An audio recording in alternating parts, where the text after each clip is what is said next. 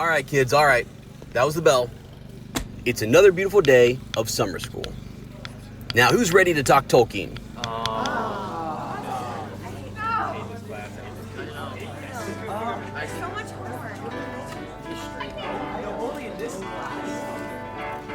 Welcome to summer school. I'm Mr. Kirk, your Tolkien tutor.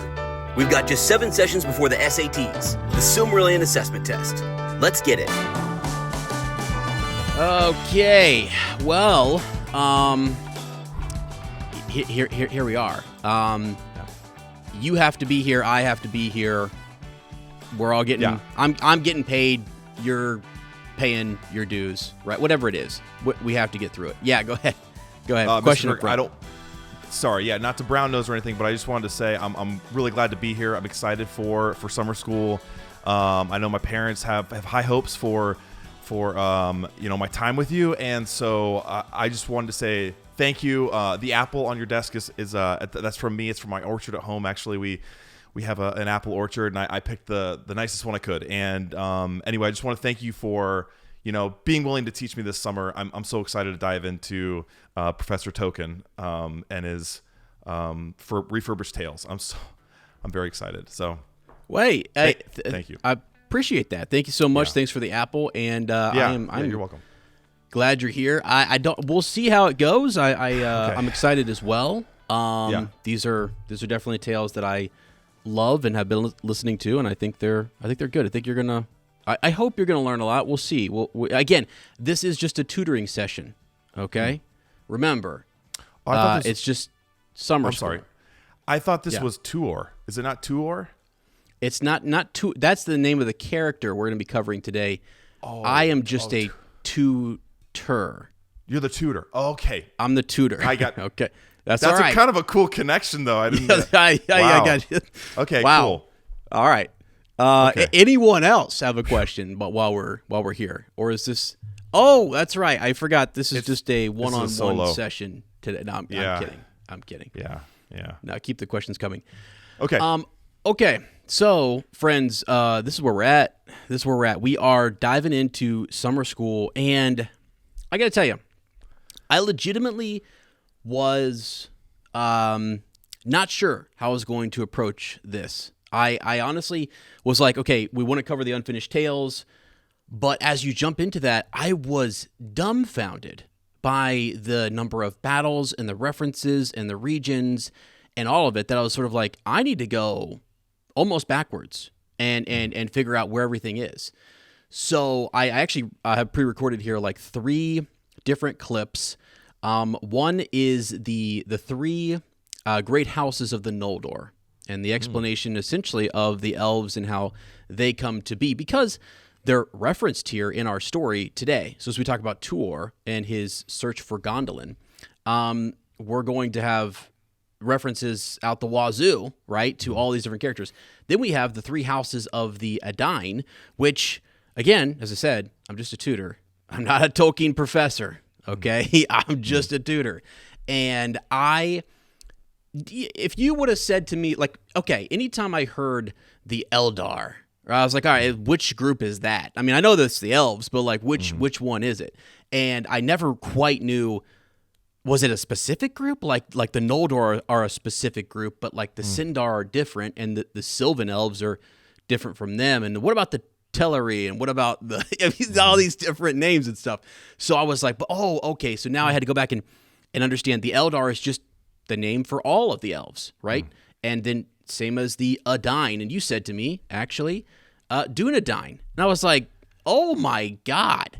So that kind of blew my mind a little bit. So anyways, I was like, I have some work to do. And this is all in preparation, to kind of break character here a little bit. We're all in preparation for the Silmarillion, the big bad boy. Yeah. The big deep dive later on. So this is, I mean, that would be a regular in-school session. That's not summer school. That's going to be GPA, et cetera, the whole 9 yards. So we are studying for, as you know, the SATs, which is coming up. So, right? So it's our biggest test yet, I would say. I think, I know that my parents really want me to get into a good, a really good, university, right? Yeah, sure. Mythgard is on the list. I fingers crossed I knew can it. get in. I hope it's still open by that time. That's a little pricey though. That's a little pricey. I know, and I know that there's some things out there. But I really want to I want to perform well so that my to take a page from this first story on Tuor.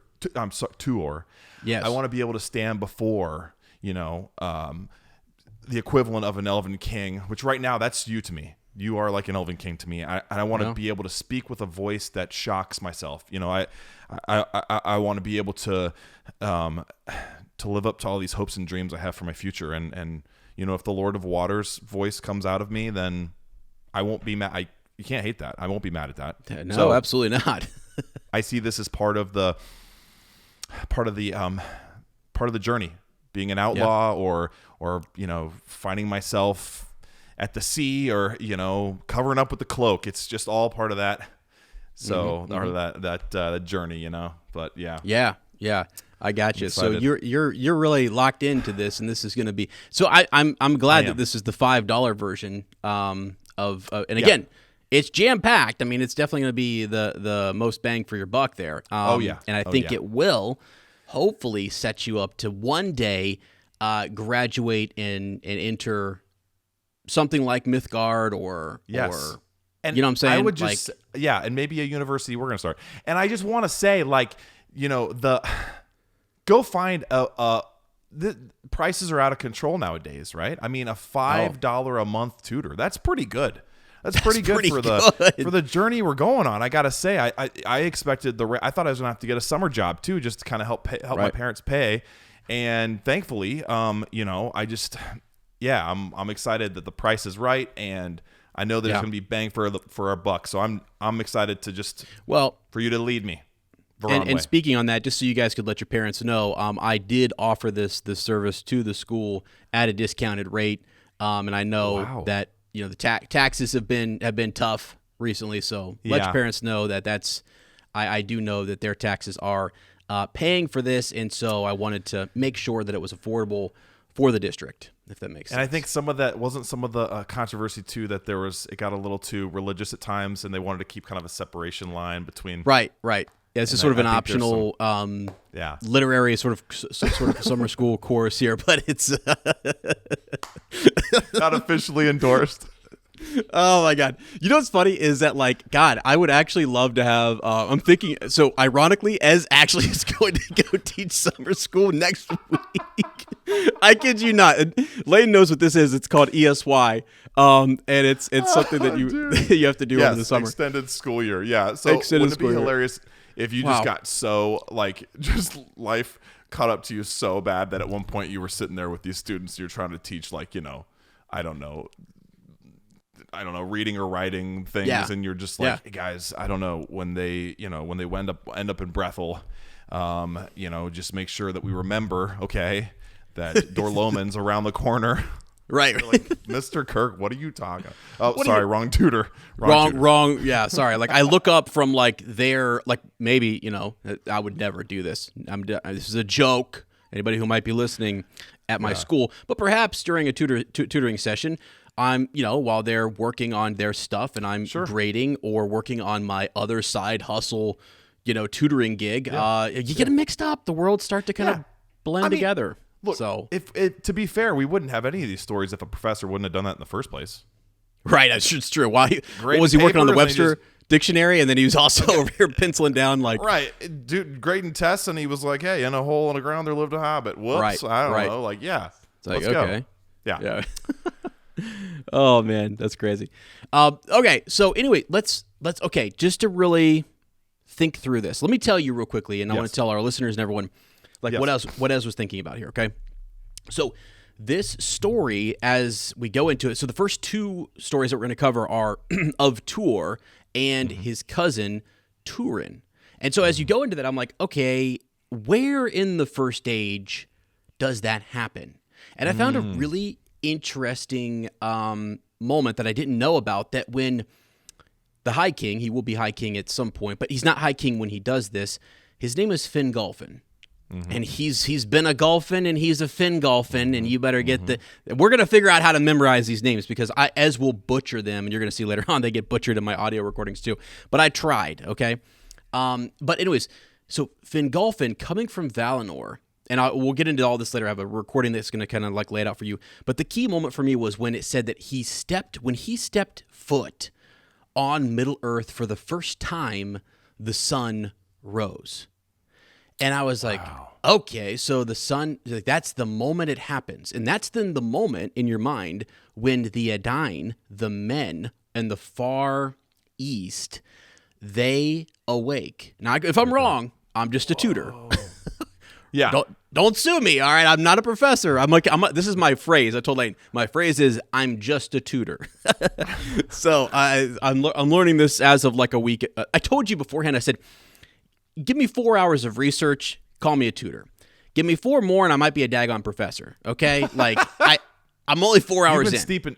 But listen, not to sell you, you're selling yourself short, and I know you're being humble. You've been digging into this for like the last 6-7 months, really since the show ended, and even while it was going on. You would, as my it ticked me off. Future tutor, you would send me screenshots of your stereo in your car, and it was Unfinished Tales, book so and so, story of blah blah blah, and it's like every time you go for a drive, and you drive a lot, you'd be listening to this and hearing these stories and over and over and over again, and you'd be like, Lane, did you know at such and such point of time this character did that, and did you know this character was at this event, and that they're related, and so now you are prepped for this, you're primed. I'm excited to get into it. Yeah, I mean, I think so. Yeah, you're right. I mean, I've been thinking about it for a long time, and part of this was sort of the Rings of Power stuff and just digging into the Second Age. And then I'll say one little fun thing just for as we get going. I'll go back to my Fingolfin moment there and take you guys into our first recording. But I want to say one quick thing. I was talking to Lottie, and I was texting Lane the other day, and when I was reading about how Galadriel sat at the feet of Melian and was in Thingol's court and was listening to the councils of great war that were taking place, and she learned how to make lembas bread from Melian, a Maya spirit, and that was like literally only like the recipes passed to her, like just to her, and then she passes that down. I literally started to boil my blood. Just a little bit, and then to realize that Gil-galad's not even there.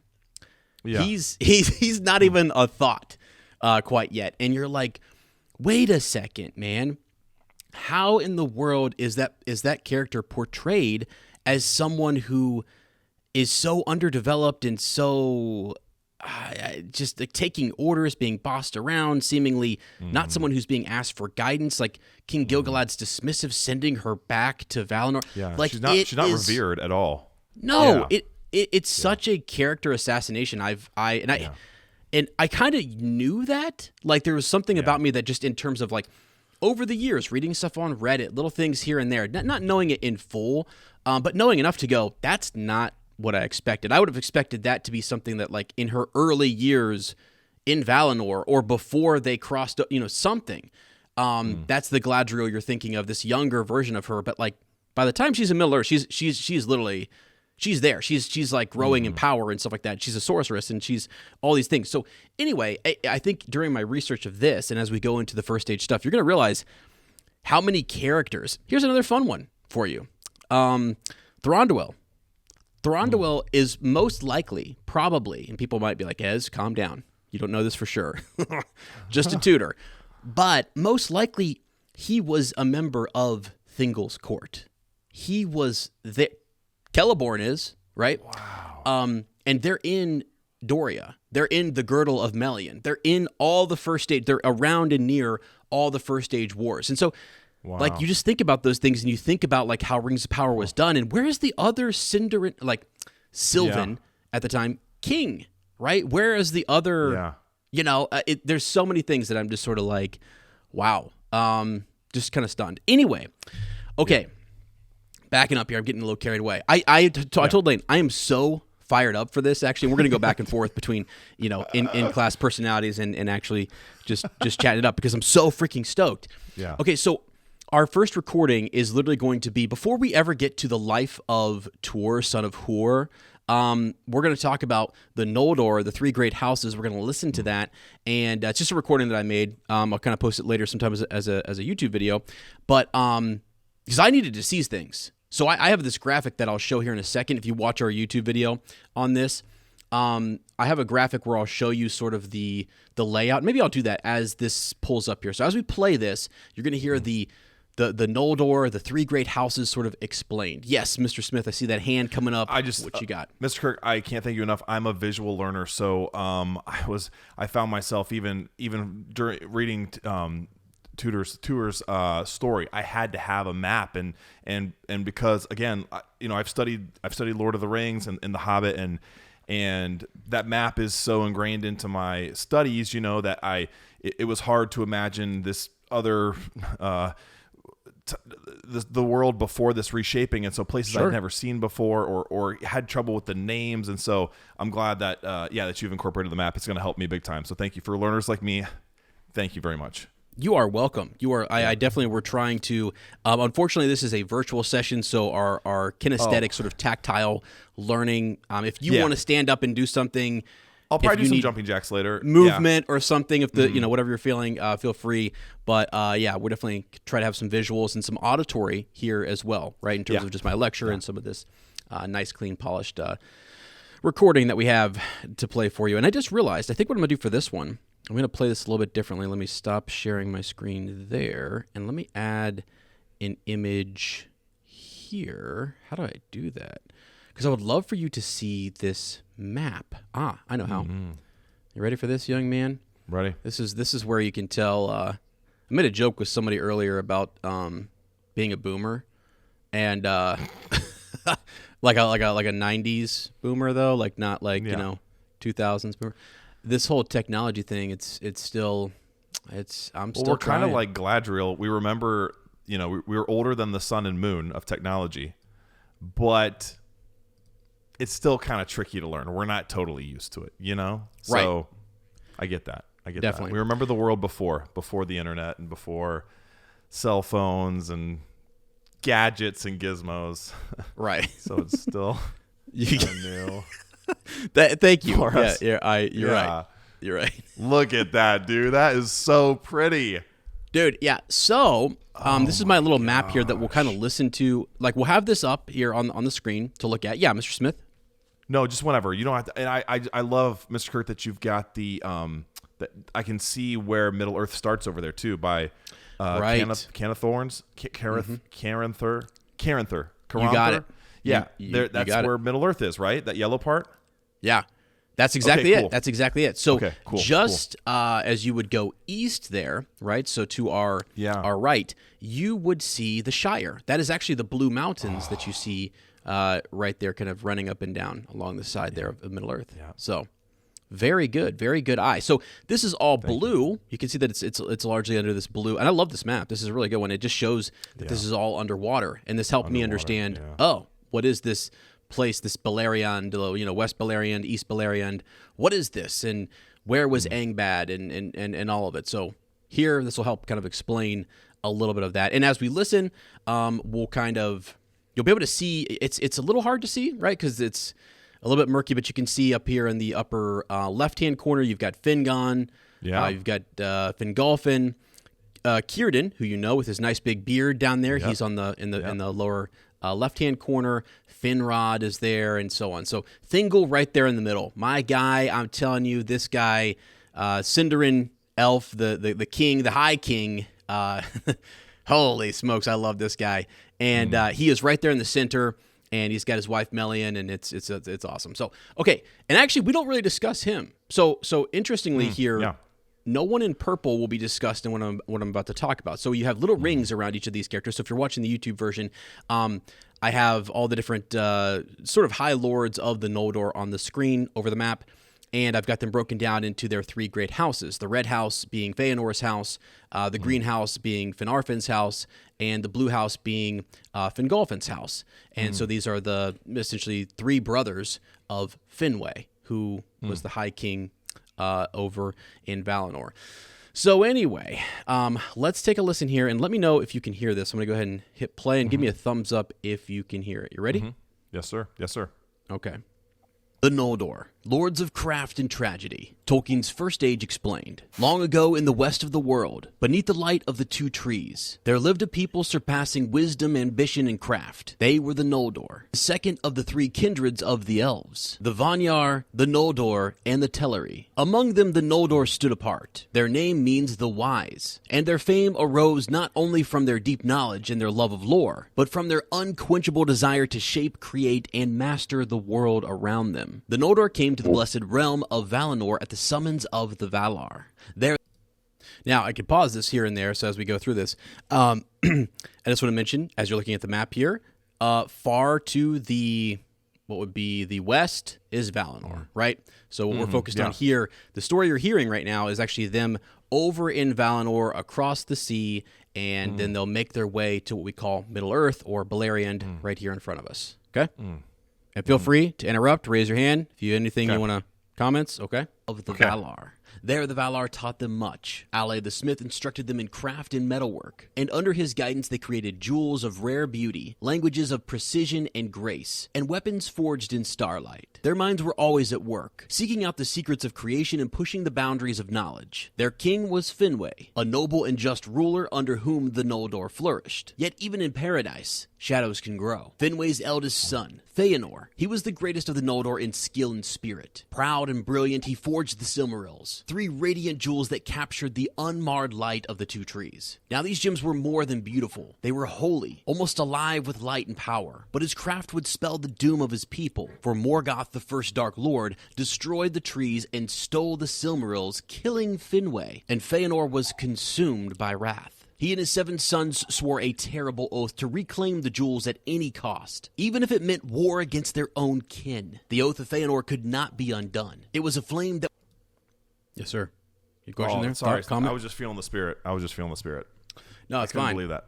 It never hit me that way before. That they were, you can see the conflict, right? The allegiance to their forefathers' creation, and how that zeal had a negative impact in them being willing to kill even their own kind. Like that's wild to just think of it that succinctly and that boiled down. Is nuts. It's crazy. No, it is. It is actually kind of crazy that there's... Tragic. And I didn't... You asked me the other day, we were talking, and I was like, you asked me which kinslaying I was talking about, and I was like, oh, yeah, there's 3. Like, I hadn't even got that far yet. Of course there's 3. Of course there's 3. There's 3. So if there's a 4th, I don't know about it, so you guys let me know. It's going to happen probably someday soon. Yeah. Anyway... here we go. That would burn throughout the entirety of the First Age. Though the Valar warned them, many Noldor followed Fëanor into exile. They stopped at Alaquonde, where the Teleri elves refused to give them their ships. These ships were necessary in their pursuit of Morgoth. So Fëanor took them by force. The first kinslaying stained the shores with elven blood. The Valar, horrified, cursed the Noldor. Doom was... Yes, sir. Mr. Kirk, and those are the Teleri that we hear referenced in Tuor's coming, right? That is, yeah. When he gets to the sea and all the... Okay, yep. Just making sure.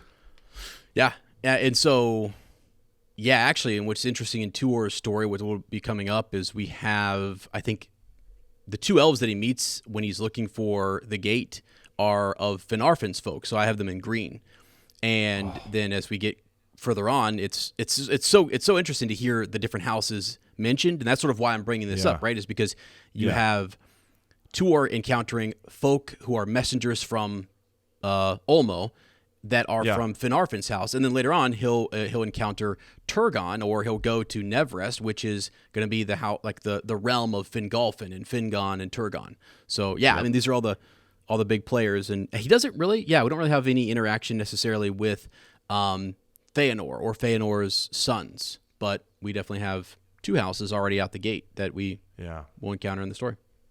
And sorrow and shadow fell on these people. Feanor then burned the stolen ships at Losgar, which stranded the host of his half-brother Fingolfin in Valinor. Yet Fingolfin and his people did not turn back. They decided to cross the frozen waste of the Hell Caraxes, an ordeal of ice, suffering, and death. Mothers lost their children, friends fell into the freezing sea, and still they marched. So when the Noldor returned to Middle-earth, they were sundered into 3 great houses, each led by the sons of Finwë: Feanor, Fingolfin, and Finarfin. Feanor was the flame. His sons were the bearers of his pride and of his oath. The eldest was Medros. He was brilliant, yet burdened. After his father's death in battle near Angband, Medros became the leader of his house. When Morgoth sent him an envoy of peace, Medros saw through the lie, but chose to treat with him anyway, hoping to gain some sort of advantage. But instead, he was betrayed. He was ambushed by Balrogs and taken alive. He was chained by the wrist to the cliffs of Thangorodrim. Medros hung in torment for 24 years. He could not die, and there was no hope, until his cousin Fingon, son of Fingolfin,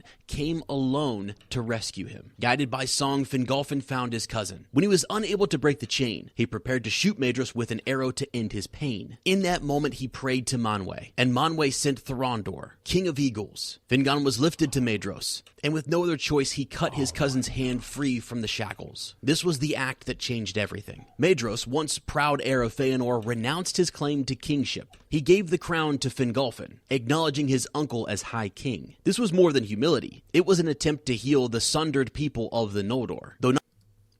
So, some of our listeners might be thinking too, as you just spoiling the Silmarillion right now, what's going on here?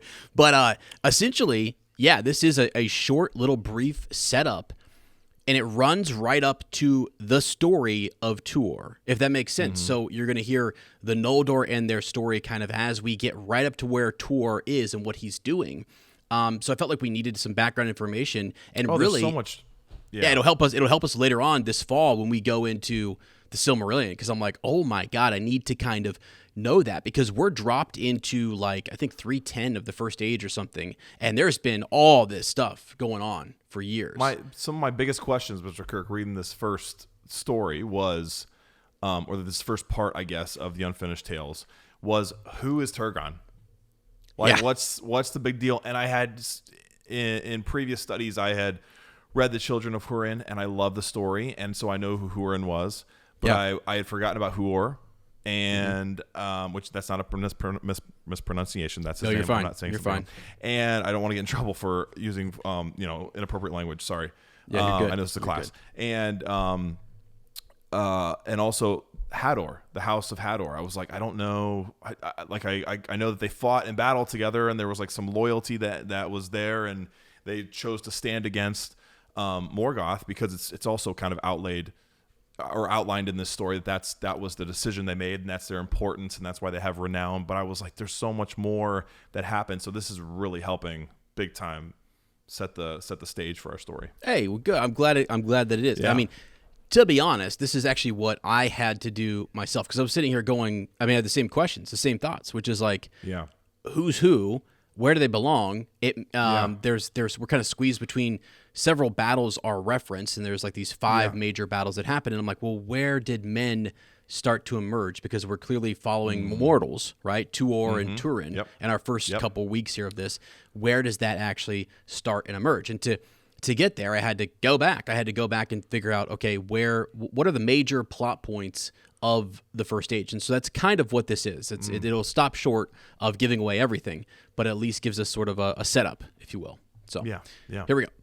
Idris moved his house eastward, away from Fingolfin's realm. He trained relentlessly, mastering the sword with his left hand, and he built a new fortress on Himring, a hill that would go on to become a bastion against Morgoth. Among Feanor's sons, none were alike. Maglor was gentle and musical, and he remained by Maedhris' side. He was the second greatest singer in Beleriand after Darin of Doriath. Caranthir was proud and quick-tempered, and he was able to grow rich through trade with the dwarves of Nogrod and Belegost. Celegorm was taught by Orome. He was a hunter with a noble bearing and a dark heart. He rode with Huon, the Hound of Valinor. Curufin, his brother, inherited much of Feanor's cunning and fathered Celebrimbor, who would one day go on to forge the Rings of Power. Amrod and Amros, the twins, were shadowed in mystery. Depending on the telling or the version, one may have died in the burning of the ships. Now, Fingolfin's house house was a house of endurance and valor. Fingolfin led his people across the Helcaraxes, and later ruled Barad Ithil in western Beleriand. His children were great in deeds. Fingon, who saved Maedhros, was a warrior and a king. Turgon the Wise built the hidden city of Gondolin, which was the last stronghold of hope. He was guided there by Ulmo, Lord of Waters. Adriel, the White Lady, wandered far and bore a son whose betrayal would doom Gondolin. So now I don't even have Adriel up here on the map, but she is related to Fingolfin and his folk, I believe. I want to triple check that. I think she is, though. And so then that's the story of Eöl and the Dark Elf and Maeglin and the whole betrayal, which will come up later. But I thought, important to mention all the sort of big players in each house. I've yet to really put her on here, but we'll continue on. Trail would doom Gondolin. And Argon, a lesser-known son, perishes early in the wars of Beleriand. And then there's the House of Finarfin, the Heart. Finarfin himself remained in Valinor. He was grieved at the kinslaying, and he was grieved that his brother and their kin were leaving Valinor, and that his own children decided to cross into exile. His son Finrod Felagund founded Nagathron, and died in Sauron's dungeons while protecting Beren. The brothers Angron and Agnor held Dorthonion until they fell in the Dagor Bragalach. Their sister Galadriel, proud and bright, walked through ages, shaping the fate of Middle-earth itself. She was often found in the kingdom of Doriath with Melian, where she took counsel and was a member of King Thingol's court. There she met her husband Celeborn, another member of Finarfin's house, Orodreth, which, depending on which version you... Yes, sir. Sorry, Mr. Kirk. I just saw the show. One of my favorite shows, Rings of Power, and I thought Celeborn, Galadriel's man, was gone, dead. Well, so that's actually not true. Not true. So I think the show, I hate to say this, but they took some what you would call liberties, and they decided to create essentially what is a fan fiction, right? So they created their own story, and it's not entirely based on Tolkien. And there are some things that do line up, but there's it's definitely faltered here and there in terms of. Yeah, so that wouldn't be a good source for the SAT or any essays that we write along the way. No, I think the best thing maybe if there might be a pronunciation portion of the SAT. Okay. So I would say that definitely, again, you'll hear me say it's Gil-galad or Gil-galad or there's different sort of. So yeah, Morgoth. That's about That's about how it is. Okay. Thank you. You're welcome.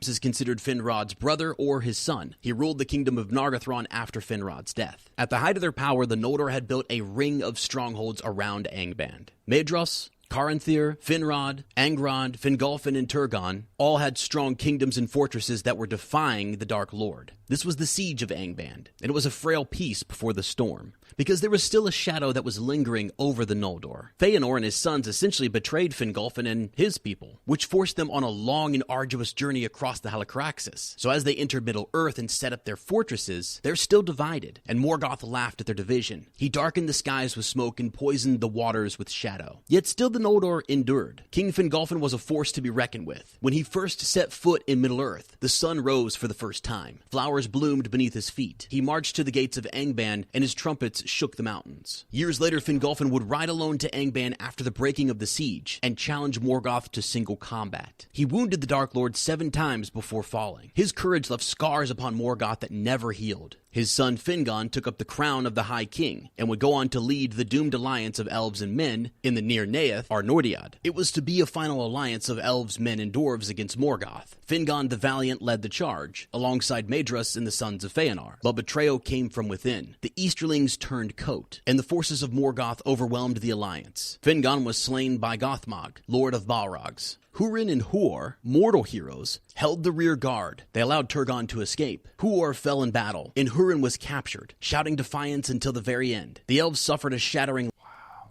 And just right there, to stop and pause, if you just real quick... Yeah. So to set the stage there, essentially, that is when men sort of right before that battle, there's this glorious battle that happens first where they have them surrounded and there's a long peace. And during that long peace is when men will enter into Beleriand. And then from there, their descendants of those 3 great houses will engage in this war, right? And so even the Easterlings, as we heard, will be a part of that, and they end up being treacherous, and they end up being so part of men, right? The race of men ends up being some of the downfall here for the High Elves. Yeah. So go ahead. Which makes the Edain's loyalty that much more stark a contrast, right? If especially if if the Easterlings were turning to the dark side or being seduced. Well, I was gonna say you as you said, young man, you enjoyed that Rings of Power show, and you brought up something interesting, that the Edain that are loyal and keep the faith, they will be gifted that beautiful little island you saw there in Rings of Power. That will be Numenor, and they'll be the Numenorians. So and they're the last Edain, so they're done Edain. Yeah, right. And I would just, that really hit me, Mr. Kirk. Because this whole time I've been wondering, like, what did Hurin and Tuor, what did they do to earn like instant street cred with these elves, and especially like eventually, wherever Turgon is, in the hidden city, and for them to pretty much, I just got this image in my head of Turgon kind of retreating and them stepping up and just being like, "We got this. Go on. Yeah, go on."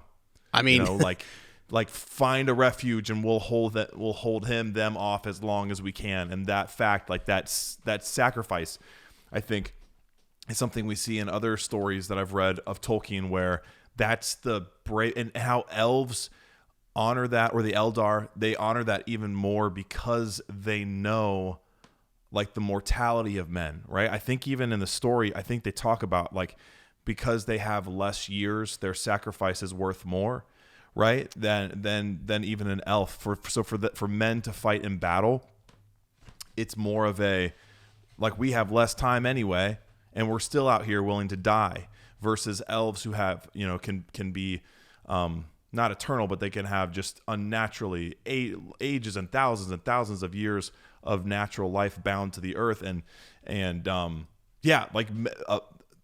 men's willingness to sacrifice themselves like that it's not lost on elves. And so I was trying to figure out like what they did to earn that renown. That's unreal. Yeah. Unreal. I mean, that brings up, like, this is why it's so freaking epic. I love this so much, and I found it here real quick. But so then Hurin turned and he spoke to Turgon, saying, "Go now, Lord, while time is, for in our lives the last hope of the Eldar. And while Gondolin stands, Morgoth shall still know fear in his heart." And so again, they're speaking. You have Hurin turning to Turgon and speaking and telling him, "Go, we got this," just like you said. And then you have Tuor, who spoke and said, "Yet if it stands but a little while, then out of your house shall come the hope of elves and men. This I say to you, Lord, with the elves of death, though we part here forever, and I shall not look on your white halls ever again. From you and from me a new star shall arise. Farewell." And I have chills. Oh my gosh. Reading that, because they know, they've just learned that they have the gift of death. They will never see them again. Yeah. It is a true farewell. And so when he says that, I mean, I was like, I just got shook. I was like, wow, okay. Like you said, they really are defending this last sort of hope. And crazy thing is that Turgon in that moment is in the hidden city. He actually rides forth with like 10,000 men from his hidden city, is exposed. And if not for the House of Hador, he doesn't make it back. The safety and the peace, this last hope doesn't remain. There is no hope, actually. If Turgon doesn't get back to where he needs to be, we're donezo. Yeah. The house, the Eldar lost. So when was it Tuor that said, from us a new star shall rise? Is that what he said? Yeah. And that's prophetic reference to Elendil, right? Yes, sir.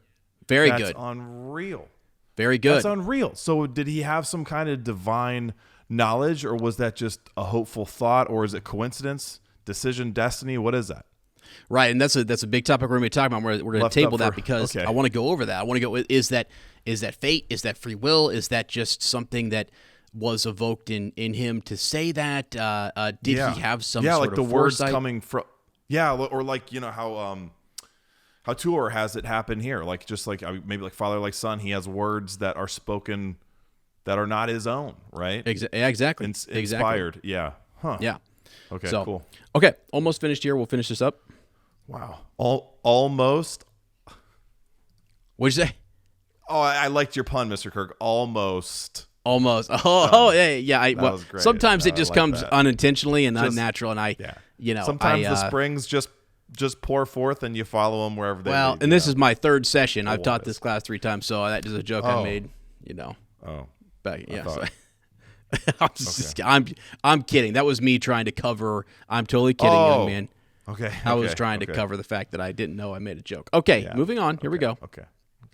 And only a few strongholds remained. Through suffering and sacrifice and splendor, the Noldor became more than exiles. They became legends. The House of Feanor, the Flame, the Genius and Grief. The House of Fingolfin, the Shield, Nobility and Valor. The House of Finarfin, the Heart, Wisdom and Sacrifice. The Noldor are mythic archetypes. Those who rebel, those who redeem, and those who remember. Their fall is tragedy, their deeds are song, and their legacy is carved into the very bones of Middle-earth. The dynamics between these 3 houses are fascinating, and understanding those dynamics is integral to understanding the First Age. It's an age full of divided elves, a darkening sky, and a world teetering between ruin and glory. There's much, much more to uncover here. Each of these characters is worthy of their own essay. Tolkien's Legendarium is rich in lore, and we'll continue to explore that richness in our next episode.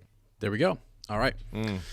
So, and one thing I didn't mention, and we still have it up here on the screen, is that central in the very center of the map you have the Sindar elves, right? And actually there are Sindar elves in all of these different kingdoms, but their high king Thingol is in the center. And we didn't talk about him at all, but at the very end there was something about division and how these are very divided groups, and it's the thing that really I think allows Morgoth to be as successful as he was during the First Age, because Thingol doesn't trust half of them. I mean, they actually engaged in a kinslaying that like his distant relatives, his brother, that's his people. The Teleri were his people. By the way, I got to say something just to kind of, break form here for a second, dude.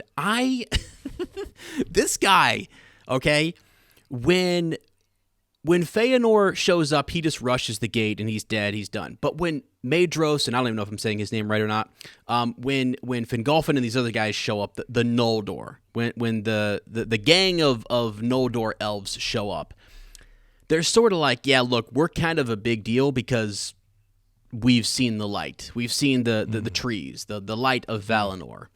And I was thinking about it, like so Thingol says, time out, bro. Hey, time out. I've been there. I've been there, done that, came back, and married a goddess. I don't need none of this crap. So I just love it because I'm just like, he doesn't really say that, but you know it. And it made me so happy to think like that he has gone there and they don't have that card to play on him. Because sometimes that's the card that the Noldor have to play is like, hey, we went there, you guys didn't, sort of thing. Yeah. And it's almost we're better like elves than you. Yeah, or we're better. Beings. We're better because we went there, and I'm sort of like, are you? I don't know, actually. Not so sure. I like the green elves. I like the Sindar and the Sylvan elves. I like that whole sort of group, I think, more than I like the Noldor. The Noldor are epic, by the way. I mean, there's some definitely epic groups here and epic individuals. But I just thought Thingol's got him. He's got him. Well, I think that's a fair point too, because it's kind of some of that pride of being the firsts or whatever that led to the kinslaying in the first place, right? The fact that they valued jewels over their own kind, even they would err on the side of going after that light, even though that is a precious and holy thing, but at what cost? And that they're willing to just throw their own kind to the wayside and kill them in pursuit of that is crazy. So okay, I have a question, Mr. Kirk. Yeah, Melian is she's a Vala? She is a Maya. She is. Oh, she's a Maya. Oh, okay. Yeah. So just how does that work? Yeah. How does that? Yeah. So like the same kind of being that like Gandalf is. Gandalf, for sure. So that would be like if Gandalf had married Galadriel. Galadriel. Heck yes, 100%. That's why people I think ship that so much. You know what I learned is that Melian is second in wisdom to Gandalf. literally. Whoa. So again, Gandalf. I think she's really cool. Second to Gandalf. So Gandalf is the wisest. I was like, okay, I mean, I'll go ahead and take it because I think he is. I mean, I personally was, but I was like, when I read about her, I thought, oh, no way, she's definitely got to be like up there. And you're like, and she is. But it was kind of cool to hear some. I was just reading, and there was some distinction that maybe he's.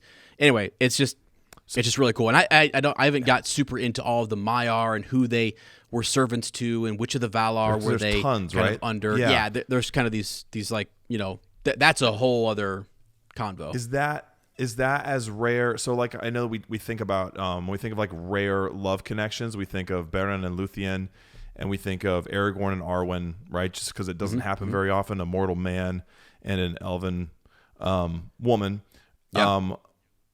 or elven, maiden, whatever.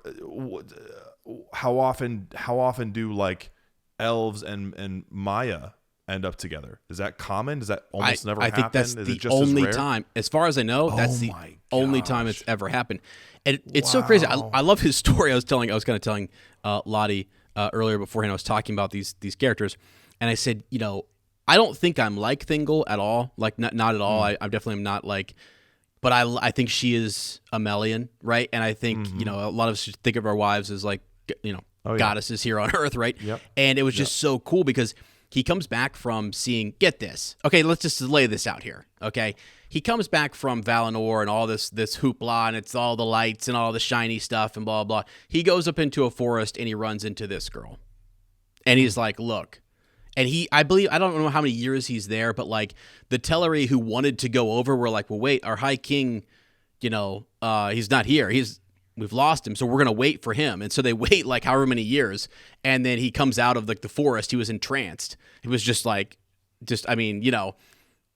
I think he stood there and just stared at her for like 20, 30 years. He didn't know what to do because she's so beautiful, and he just fell in love with her. I'm making some of that. What up, is it with these love stories happening in the woods, man? It's always in the woods, dancing in the glade, stumbling. It's where the magic is. Yeah, unless he's been gone. Yeah. The only other thing that rivals this is Tom and Goldberry. You know what I mean? Oh yeah, right. Because we don't totally understand what they are anyway, right? Yeah. They're sort of, they're spirits, but we don't. Right. Wow, that's crazy. Yeah, pretty interesting. And so, anyways, I want to back up here too and just sort of say to folks, you're probably like, "What the heck?" As we haven't even got to the Tuor story, and that's okay. Yeah. We're still going to do one more sort of play before we get there, which is the three houses of the Edain. I just think I am more of, and I told Lane I want him to dive into some of the details, bring those questions. Let's get into some of the text. But for me, I was sort of like, I have to. And remember when we did the reread? I had to understand. Yeah. Where we were going, because if I didn't, I was like so lost. I was like, I needed a map. I needed to know where we were, what was happening, what was coming next, what had already happened, what was happening simultaneously over here. And so I knew for me to even get into this, I was like, I have to understand this better than I already. I love that we're that way too. Not to just fanboy about us, but I love that we're both different that way because. Yeah. As soon as you're explaining that, you're like, I had to go all the way back. I had to go all the way back and get the bigger picture and build a map and like understand the context for the story. And as soon as you said that, I'm like, and of course, when I was going through, I'm highlighting like lines. I'm looking at like the numbers of things, and I'm looking like you look macro, I look micro, and we were able to like. I don't know. It's really pairing, strange, man. but it's very complimentary, and it was like. It's crazy. When we first got on here, before we even started, you were already talking about some really specific symbolic things, and I was like, don't even remember that. You're like, hold on, Lane. I was like, get that line back out where I'm just a tutor. I'm not a professor, No, but I love that because I think about like to break form here. This is the first time I'm breaking form as a student, breaking character. But like I think when you're in a book club, right, you have kind of all these different viewpoints, and you have people who. They like they hone in on certain phrasing or terms or words or like moments, and you have other people who can understand the breadth of the whole story and understand how these different points are working together, where it's driving. And I just love that because I'm glad that we complement each other that way, and that it's just something that will always. It's how it's always going to be. And I love because when you talk about things, it helps me go, oh my gosh, yeah, wait a minute.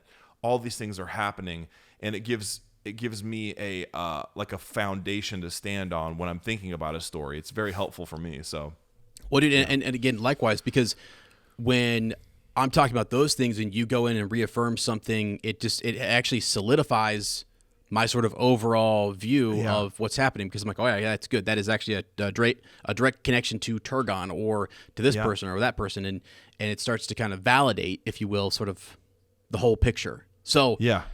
It's good. I think you have to have both, and it is shocking. I bet you, like, it's kind of maybe not a rare thing, but I am kind of surprised. I remember we were going into the fellowship and we kept doing that.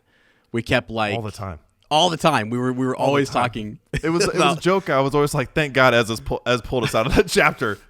Well, it was so crazy, because I remember, like, because you could totally get lost in the weeds, and I'm realizing again here with this first stage stuff. Oh my God. So it's starting to make sense to me when I said earlier, like the Amrod and Amros, like these twins. So again, you have, and we didn't even get into the discussion you wanted to have, which is sort of like what sets canon, what sets supremacy or whatever. Because the reason I even threw that line in there is because there is, like, I think it's Morgoth's Ring or something, whatever it's called, the book, where there's certain things mentioned that were penciled down by Tolkien that Christopher threw in, but Christopher often defaults to like later writings or the things that were published, like things that are published. They definitely trump things that necessarily are more of those histories that they're out there.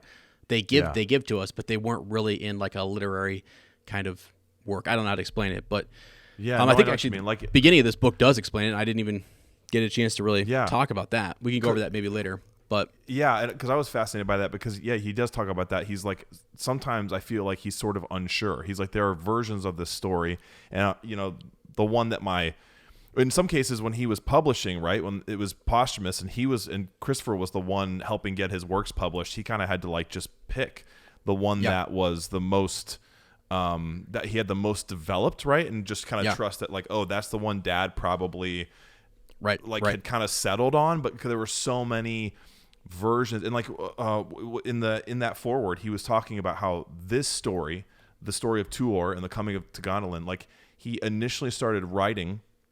I thought this would impress you, Mr. Kirk. I remember give it this. To me. Started writing it like when he had trench fever. Wow. In World War I, he was in the hospitals, and he was some origins for this story. He was penciling, like he was out of his head. He was like crazy, but all these stories were like coming to him from who knows what other realm, awesome. like or his deep psyche. And it kind of feels like that sometimes, where you, and like some of these passages of imagery, which I'm sure he wrote later on, but I to me, he's the master of being able to, like, with an economy of words. I know people say he gets long-winded, but like in a paragraph, he can describe something and you could give it to an artist and they could paint it exactly. Yeah. Exactly. Like the way he's able to describe the world around him. I mean, it keys in on his love for nature. It keys in on his mastery of the English language and other languages, I think, too. And it does something that sucks you into a story. It does those three things all at once. Right. And it's what sets it apart from, any other fantasy story. Like, people can come close, but I don't think anyone can do it. It was just natural for him. It's how he saw the world too. I think he really stopped and stared. I mean, he's the guy who talked to trees, right? So he would take in the world around us, when most of us, we can't remember what type of tree is in our yard. You know what I'm saying? Oh, yeah. Gosh, it's just beautiful. He's a brilliant observer, and like you said, I think I read somewhere too where like the fall of Gondolin was like one of the first things that he ever penciled down, right? And I'm like, holy smokes! I mean, and to have that something, maybe a vision so clear in his mind that he says later on, like, okay, I need to build around that, and I'm gonna however that sequence of events happens in his mind, like that's amazing to me that he has this vision of Balrogs, these crazy beasts showing up and like wrecking a city and people standing and sacrificing themselves. Crazy. Yeah. And you think, like, when he was having those stories developed, what he was witnessing before him, World War I. He was witnessing creatures coming out and belching fire, like the flamethrowers and the tanks and the mortars, and seeing cities destroyed, and seeing like beautiful countryside turned to waste, and people innumerable people being just like pounded into the earth and left, and like their humanity stripped from them and treated like nothing. And yeah, right. it's wild. It's wild. You can see where when you like those real life connections too, you're like, man, no wonder. Like, no, it was probably part of his PTSD. Honestly, it's probably part of his, his trauma response and like how he coped with things that otherwise would have that drove a lot of people crazy. Yeah, for sure, for sure.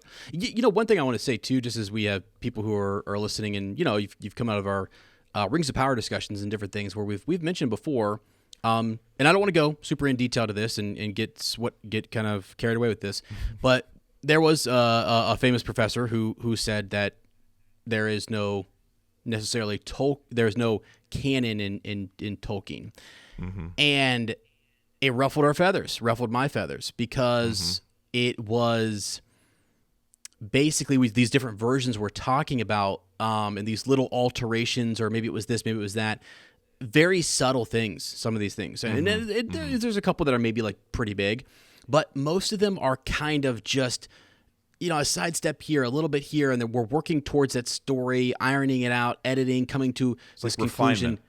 Yeah, alignment, exactly. Trying to bring that all together.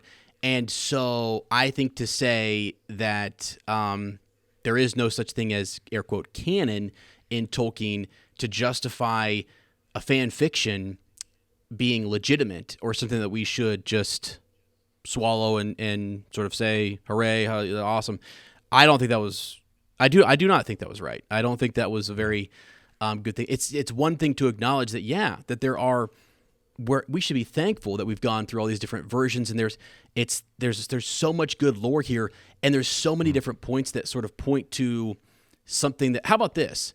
Even if there are 3 different versions of maybe Galadriel's story, for example, use one of the 3 and we'll be happy. When you use something that's not one of the 3 and you go to a 4th or a 5th made up version that that does not even align with one of the 3 ideas that Tolkien had down in some note or a letter or something that his son found and worked through, that is what I think upsets people, is like, well, wait a second, if there were multiple versions, why didn't you at least use that version?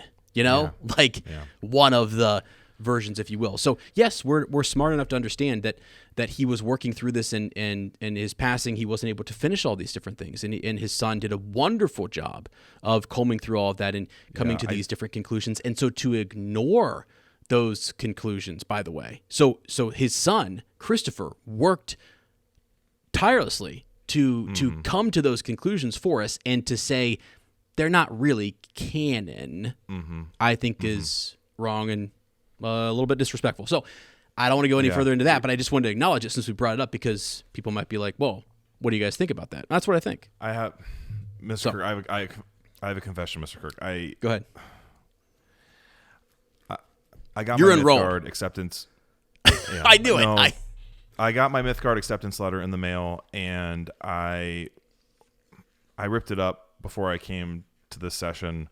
I was only saying that because I wasn't sure how you felt about them, and I just wanted to impress you. I know it was wrong. I shouldn't have, but I don't want to go there. The whole reason I'm taking these tutoring sessions is I have my sights set higher, and so I wanted to come clean about that. But I also too I didn't have a true appreciation for Christopher Tolkien until I read this. I know the introduction isn't very long. It's only like it's like 15 pages. It's 14 pages.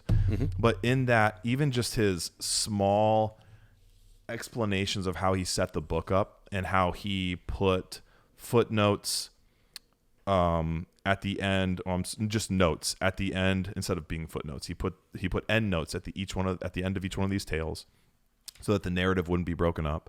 That he also referenced some other scholars who had studied his father's works and put together like that the complete I can't remember what it's called. It's like the complete annals of Middle Earth, right? The complete essentially database that someone wrote and and published. And the fact that he just took time to explain. I mean, he has like specific page numbers where he's like, hey, the version you're going to read here differs from the Silmarillion on these pages because blah, blah, blah. And that the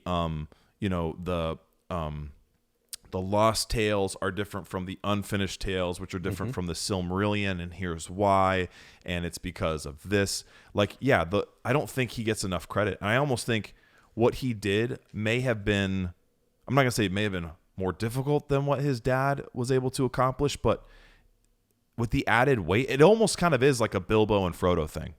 I really kind of see Tolkien as Bilbo writing these great tales down and not really having to, he had the ring, right? And that gave him some incredible, or was with him on some incredible adventures, but he never really felt the true weight of it like Frodo did. And then Frodo has to kind of bear this burden. And I know Tolkien hated, metaphors and analogies and everything, but this is like a applicability thing maybe. But like, yeah, the weight that he had to thoughtfully respect his dad's works and try to give people more of them because he himself valued them and because he saw how hard his dad worked and how much he loved the stories. And I think because he saw them sort of disappearing, that they hadn't been, that myth was dying, and that he saw how rare it was. I'm blown away by. I feel bad that I ever joked about like, oh, Christopher Tolkien. Like I knew not what I said. I knew not what I said. Same. And so I think I think to myself, like from reading some of the letters that he wrote to Christopher, even, and that Christopher wrote to him, and amazing. It's just an unbelievable work that he did. So yeah, it really is, and I think I'm with you because part of the problem, I'll go ahead and say it just out loud. The reason why we're approaching this the way we're approaching it, and the way that I've thought about the First Age and stuff, is like we are folk who fell in love with this. Essentially, I mean, I read The Hobbit, but I hadn't read The Lord of the Rings, but I fell in love with it again and solidified my love. And I only read The Hobbit really because I knew these were coming out in production. My librarian sort of said, hey, they're going to make movies of these and stuff. AR points too, right? Wasn't the AR points? What's that? Yeah. That's it. The accelerated reader points were definitely worth it. Which is awesome.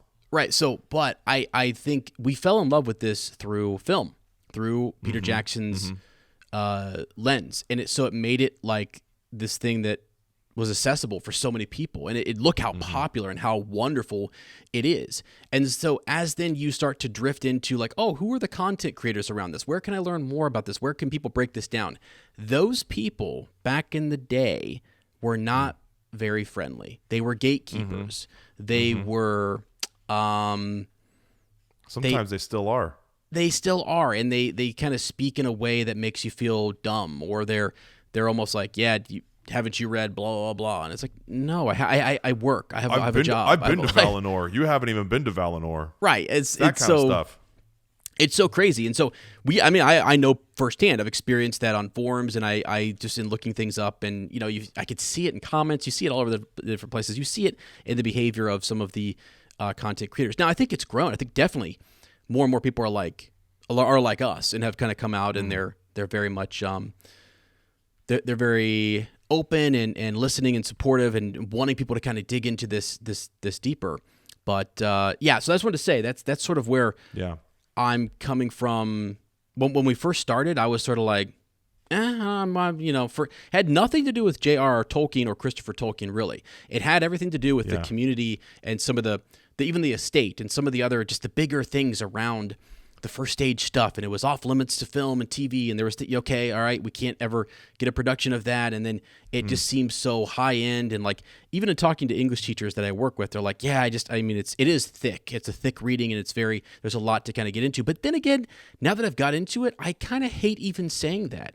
I actually hate saying that, because I'm like, actually, no, wait a second. Have you gone and actually read? It's the same man wrote The Fellowship of the Ring. And when you go listen to our reread, like, you'll call it thick, if you will, whatever. It's rich. The right word is rich.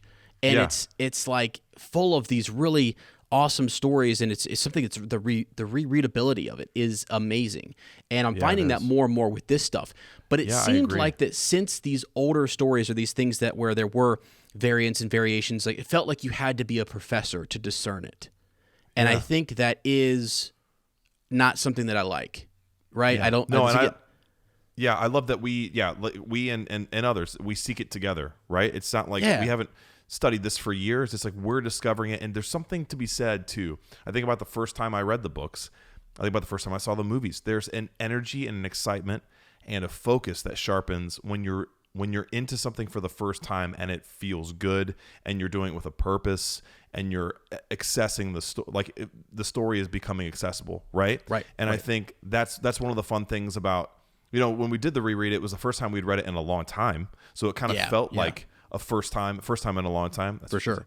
And for this, it for me, it is the first time, and Same. And it's something that's relatively new for you as well, but it's, there's an energy and an excitement and an enthusiasm that can come with that. And also like a sharpening of focus and, it's to seek it together. It's a blast, man. It's a blast. It is. It's a blast, and that's the thing is I want. And by the way, it's not to there's other people out there who might enjoy different approaches to this and maybe have come in with different knowledge. I think about when I talk about Star Wars sometimes, I'm like, I may get some things wrong, but it's really about the essence or the excitement that I'm bringing to the table. I know already I've probably said something wrong in this episode, but it's also the idea. It's the spirit of each of those characters. I'm really not getting all the different. So when people stop you and like, well, actually, Fingolfin did. They didn't really do this at this time. No.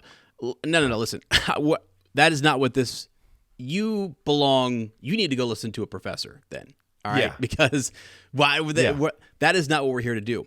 We're here to capture the essence and the spirit and the overview and all of these things that I have created here. They're all called brief overview summaries. Just just a light glance off the page. You know what I mean? I'm just taking a few words off of it because I love it. I want to go back and learn and grow with it. And I don't mind people, by the way, who get into the thickness of it and to the richness of it. I think that's wonderful. I think, though, when people try to hold that over a fandom or you know what I mean? Like they try to hold that over here and it's really unattainable and you have to kind of, I don't know. It just turns me the wrong way. So that's it. I'm done. too. I'm not going to. Yep.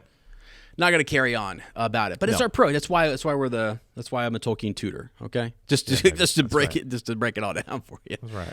Okay, you ready for this? So again, that was we went please. over a lot of different things there, but I loved the Noldor thing. If we have time, it's only 6 minutes here, but it's just the House of the Edain. Yes, please. If you're willing. Okay. Yes. And then after that, we'll do a quick summary of the life of Tuor, son of Tuor, and then we'll get into some sort of other commentary stuff. Okay. Cool. Off and run. Here we go. The Three Houses of the Edain, elf friends of the First Age. In the beginning, before the towers of Gondor rose, before the rings of power were forged, before even the great kingdoms of elves fell beneath shadow, there came the first stirring of men, and among them 3 houses would rise. 3 tribes whose courage and kinship would echo into the bones of Numenor and the veins of Middle-earth itself. Today we turn to a pivotal chapter in the First Age, the arrival and legacy of the Edain, the first elf friends among the race of men. Men awoke in the distant east, in the land called Hildorian, at the very moment of the first sunrise in the world, which actually coincides with Fingolfin's moment of return to Middle-earth. In a cosmic twist, the sun actually does not rise in the east as we know it today, but it rose in the west, kind of a singular and symbolic event. Where the elves awoke under the starlight, men were born into the golden dawn, children of the sun and destined for mortality. But not all was wonder and warmth. The moment of awakening was also the moment of threat for Morgoth, the first Dark Lord. He had long awaited their coming, and he moved swiftly to corrupt and divide this young race. The consequences were immediate. Men split, some falling under Morgoth's sway, others seeking the light, rumors of the sea, the stars, and the land where the elves lived. In these early migrations, 3 distinct tribes of men traveled together westward, and over time they did split. Some took a northern route, and some took a southern route. Along the way, they diverged linguistically and culturally. The elves would later distinguish them as the greater folk, eventually the House of Hador, and the lesser folk, the ancestors of the House of Beor and Haleth. The lesser folk encountered the Morquendi, the elves who never saw the light of Valinor, and they encountered the Eastern dwarves, adopting new words and tools. In the meantime, other men broke away entirely. Some became the Northmen of Ravanion, ancestors of the Rohirrim and the men of Lake Town. Others would go on to settle in the Enendwaith, the forebears of the Dunlendings, bitter enemies of Rohan in the Third Age. Among these complex wanderings, a noble remnant pressed ever westward, and when they crossed the Blue Mountains, they entered Beleriand and into legend. In the year 310 of the First Age, a wise leader named Beor led his people across the arid Luin. They set up camp in Osiriand. Their songs were actually overheard by Finrod Felagund, king of Nagathron and son of Finarfin. He was drawn to their strange speech and the mystery of their kind. As he approached them, Finrod played music for the sleeping men, and when they awoke, they were enchanted. And so I guess under enchantment thus began the first true bond of friendship between elves and men. Finrod urged Beor to settle in Estelad, and later Beor himself became Finrod's vassal in Nagathron. When Beor died at 93 years old, of old age and not of battle, the elves were literally stunned. In Tolkien's words, quote, "The Eldar saw for the first time the swift waning of the life of men, and they grieved greatly for the loss of their friend." Here the elves confronted the gift of men, death, swift and sorrowful. Later, under Beor's descendants, the house was granted lands in Dorthonion, under Finrod's brother Agrod and Egnor. They were physically dark-haired and fair-skinned, and among the elves, they most resembled the Noldor's spirit, wise, contemplating, and devoted. From this line came Barahir, bear in one hand. Through Beren and Luthien, their blood would flow into Elrond and Elros, and thus the kings of Numenor. The second group, known at the time as the House of Halden, entered Beleriand in 312 of the First Age, and they were met with suspicion from the Green Elves of Osiriand. They settled without permission in the lands ruled by Caranthir, son of Feanor. They were soon assailed by Morgoth's forces. After the death of their leader Haldad and his son, leadership passed to his daughter, the fierce and brilliant Haleth. Under siege for a week, she refused to abandon her people. When Caranthir finally came to their aid, he offered them land, but Lady Haleth decided to decline. Instead, she led her people westward, through a haunted valley swarming with the spawn of Ungoliant. And this perilous crossing did cement her and her people into legend. Eventually, King Thingol granted them the Forest of Brethil, on the condition that they guard the crossing of Tegland. Here, the House of Haleth became the Woodsmen of Beleriand, known for their independence, their stoicism, and their matriarchal leadership. And among them, to some degree, were also counted the Druedain, or the Woses, who joined the Edain during migration. These strange and secretive people would one day help Theoden in his ride to Minas Tirith, making their legacy felt even in the War of the Ring. Now finally, the largest group, originally called the Folk of Marek, arrived from the south. Unlike the others, they were bold, tall, and golden-haired, warlike and proud. Their size and strength frightened the elves of Osiriand, who bid them to move on to Estrelad. And over time, they formed close ties with Fingolfin, the High King of the Noldor. Under their current leader Hador, who was the great-grandson of Marek, they were granted the land of Dorloman, a northern stronghold in the northwest of Beleriand. Fingon, son of Fingolfin, gifted Hador the Dragon Helm of Dorloman, a mighty artifact that would be passed down to Turin Turambar, symbolizing both his greatness and his doom. The House of Hador became the sword arms of the Edain, fighting in every war from then on. From this house came famous men like Huor, Hurin, and Tuor, fathers of tragedy and hope. Tuor would marry Idriel, daughter of Turgon of Gondolin, and their child would be Arendil. And then through Arendil came Elros and Elrond, uniting all three houses of the Edain in blood. So again, Estelad was the initial neutral camp where the Edain stayed. Dorthonion was a rugged highland in the center of Beleriand. It's the home of House Beor. And then we have the Forest of Brethil, just west of Doriath, a forest realm that was gifted to Haleth from King Thingol. And again, Dorloman, the military stronghold of the House of Hador. As the First Age waned, the distinctions among the houses faded. Through marriages and alliances and shared hardships, they became a unified people. And for their faithfulness against Morgoth, they were granted the island kingdom of Numenor. Their blood carried memory, valor, and a mingling of mortal and immortal destiny. And though the First Age ended in ruin, the Edain endured through Numenorean kings, through Aragorn, and in the choices given to Elrond and Arwen. When we speak of the Edain, we are not merely discussing ancient lineage, we're tracing the first steps of humanity in Tolkien's mythos. Their journey from Hildorian to Numenor is the story of seeking the light, of resisting darkness, and of binding fates with the firstborn. Their courage forged the bridge between elves and men, and their legacy still shapes the tales we know. Boom, baby. All right. Go west, young man. Go west. Go west. Dang. So Mr. Kirk, I did want to ask this question. I had go ahead. I had one of these questions I had was, especially the men that came from the south who become, or the House of Hador, are described as like blonde, right? Which I thought was really strange because I did some research and I realized that they are the ancestors to the Dunedain eventually, and how we always think of the Dunedain as dark-haired and almost kind of elven that way, like eyes that are sea blue and kind of darker features. And at that point I hadn't read that Tuor ends up marrying Idril, right? Is that when that kind of happened? Like, is that like the descendants from then on? Did they have kind of the darker hair and the more? I mean, because when they're first described, they almost sound like the people of Rohan, which the Numenorians don't seem like that, like they would look like that at all. So I didn't know if that was something that is that something that Tolkien changed as he refined his works, or is that something that just changed as they kind of intermingled with other groups of people? Well, I'm going to answer with the elves, I guess. Yeah, I'm going to answer your question, and I'm going to first give you my tagline here, which is I'm just a tutor. Okay. Okay. But let me share this with you real quick. Share the screen. My favorite car was a Tudor. It was a Tudor, and really? You had to slide the back seats up to get to the back. It was just 2 doors. So okay, I loved it. Can you see the screen here with all the different characters again on it? I can't right now. Oh, not yet. Here, my bad. Thank you. Let me add that to the stage. I know you're a boomer.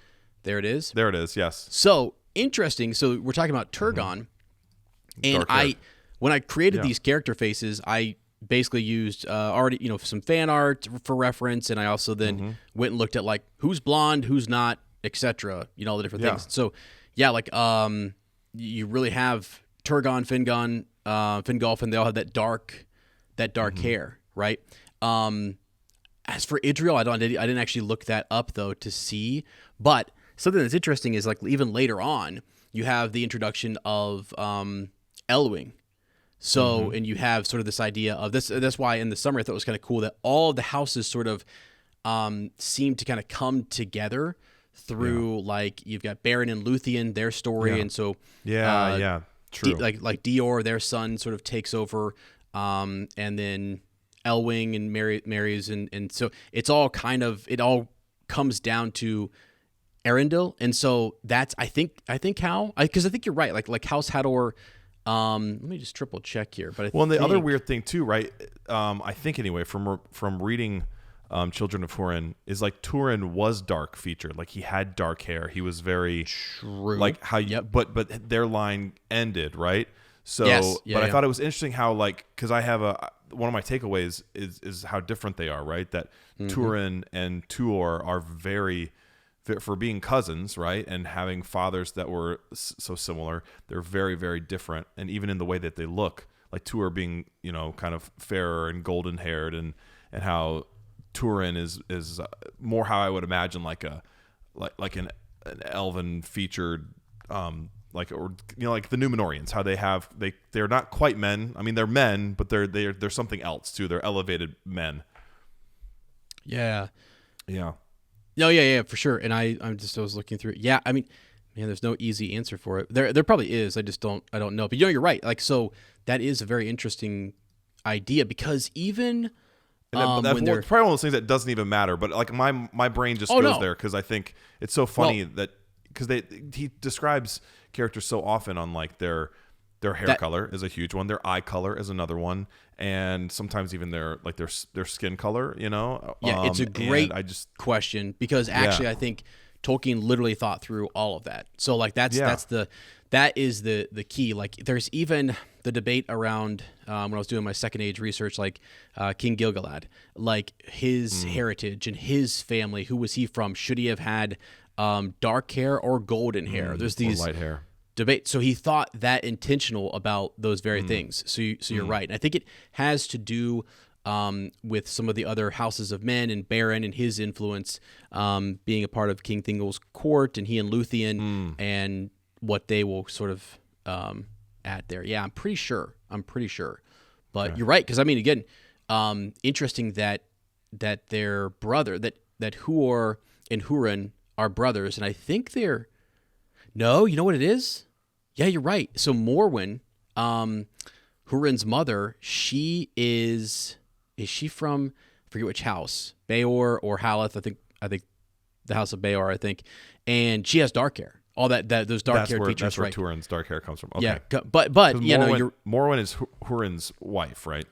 Yeah. So yes. Yep, exactly. And so Turin's mother, because I think they have children that have light hair too, if I'm not mistaken. Yeah, well, I can't remember what his sister looks like too. I can't remember if his sister is dark or light haired. Yeah, but I just thought it was interesting. Well, I think that it's kind of interesting too because like Tuor kind of has this, like he almost feels kind of more chosen, right? And he's got this like lighter golden, like not pretty boy, but sort of, or how we would imagine that, and then. Turin is like doomed, and it's like he's got kind of this emo, dark, grungy sort of like appearance. And I think it's so funny that even in their physical descriptions, they're kind of like counter, like a yin and a yang, foils of each other. That I thought was kind of interesting. Yeah, no, it really is, and I think that it's intentional, like the visuals of it. For sure. Yeah, but we'll actually come back on that because that's a really good one. That's something like when we go into the Hurin story next week.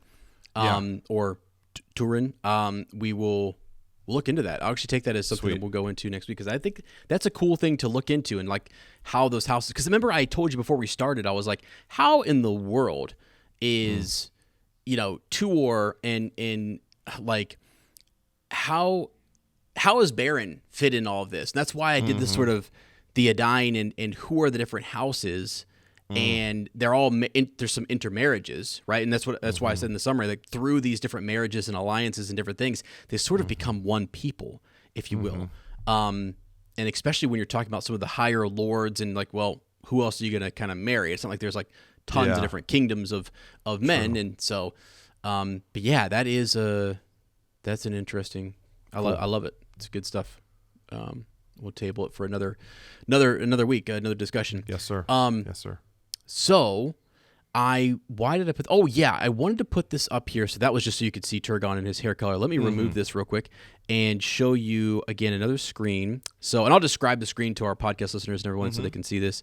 But I think this is kind of fun. I actually did this in Procreate, and so my wife helped me with it. Phenomenal. I love this tool. Isn't Procreate cool? I love Procreate. I can't believe I could just color on a map and I can like show. Yeah, dude. It's so crazy. Layers and everything. Yeah. Right. So the kingdoms, as you will, I was trying to point them out while the recording was sort of going on, but you have the first house, Beor, is literally up here in Dorthonion, and they're right up here. Ladros is where their headquarters essentially are. Pretty cool. So they're kind of in this orangish brown little circle area here. And then the second Haleth, House of Haleth, is here in the Forest of Brethel. And it's kind of like this, it reminds me of like this Amazonian woman sort of like leader, and there are these forest people who strike out of nowhere, and they're just really they're given a high position essentially by King Thingol right here in the Forest of Brethel, and they're guarding the crossing of Teglin right there. And then where we're going to be focused on is Dorloman. I mean, I couldn't the number of times where I kept hearing that, and I was like, okay, I definitely know he's from the region of Dorloman. I had no idea when I was listening to it, and this is when I was with Luke all months ago, and I'm like listening to it. I'm like, where the heck is that, dude? Like, where are these places at? Yeah, and, right. That's what you do. I couldn't even see in my mind like the routes and the maps and where they went. So that was sort of they're over here in this yellow sort of hue, if you will. So yeah, I got the three houses there. Kind of, and actually, just for reference, the Easterlings are kind of also over here in Estrelad as well, and they get in good with Maedhros and his brothers, and the Easterlings that we're going to hear about in this story, that is sort of after Lorgan. Yeah, so after the sort of this great defeat, they betray Maedhros, and they not all of them, but some of them, they have this betrayal, and Morgoth sort of gets to them. They actually go all the way over to the west in Hithlum, and they're in Dorloman and stuff like that. There's like this chieftain who's there set up with Easterlings, and they're sort of given free reign because the elves are sort of on the run, if you will. So these kingdoms outlaws. have been they're lost. Yeah. So yeah. Yeah. But I thought that was kind of cool. Oh, and I didn't even have it up on the stage. That's okay. There we go. I was visualizing it. It's okay. You were visualizing. That's be a good boy. Using that imagination. You're testing my auditory processing. Yes, sir. If you could just see the number of tabs I have up here, it's wild. Oh, I can't even imagine.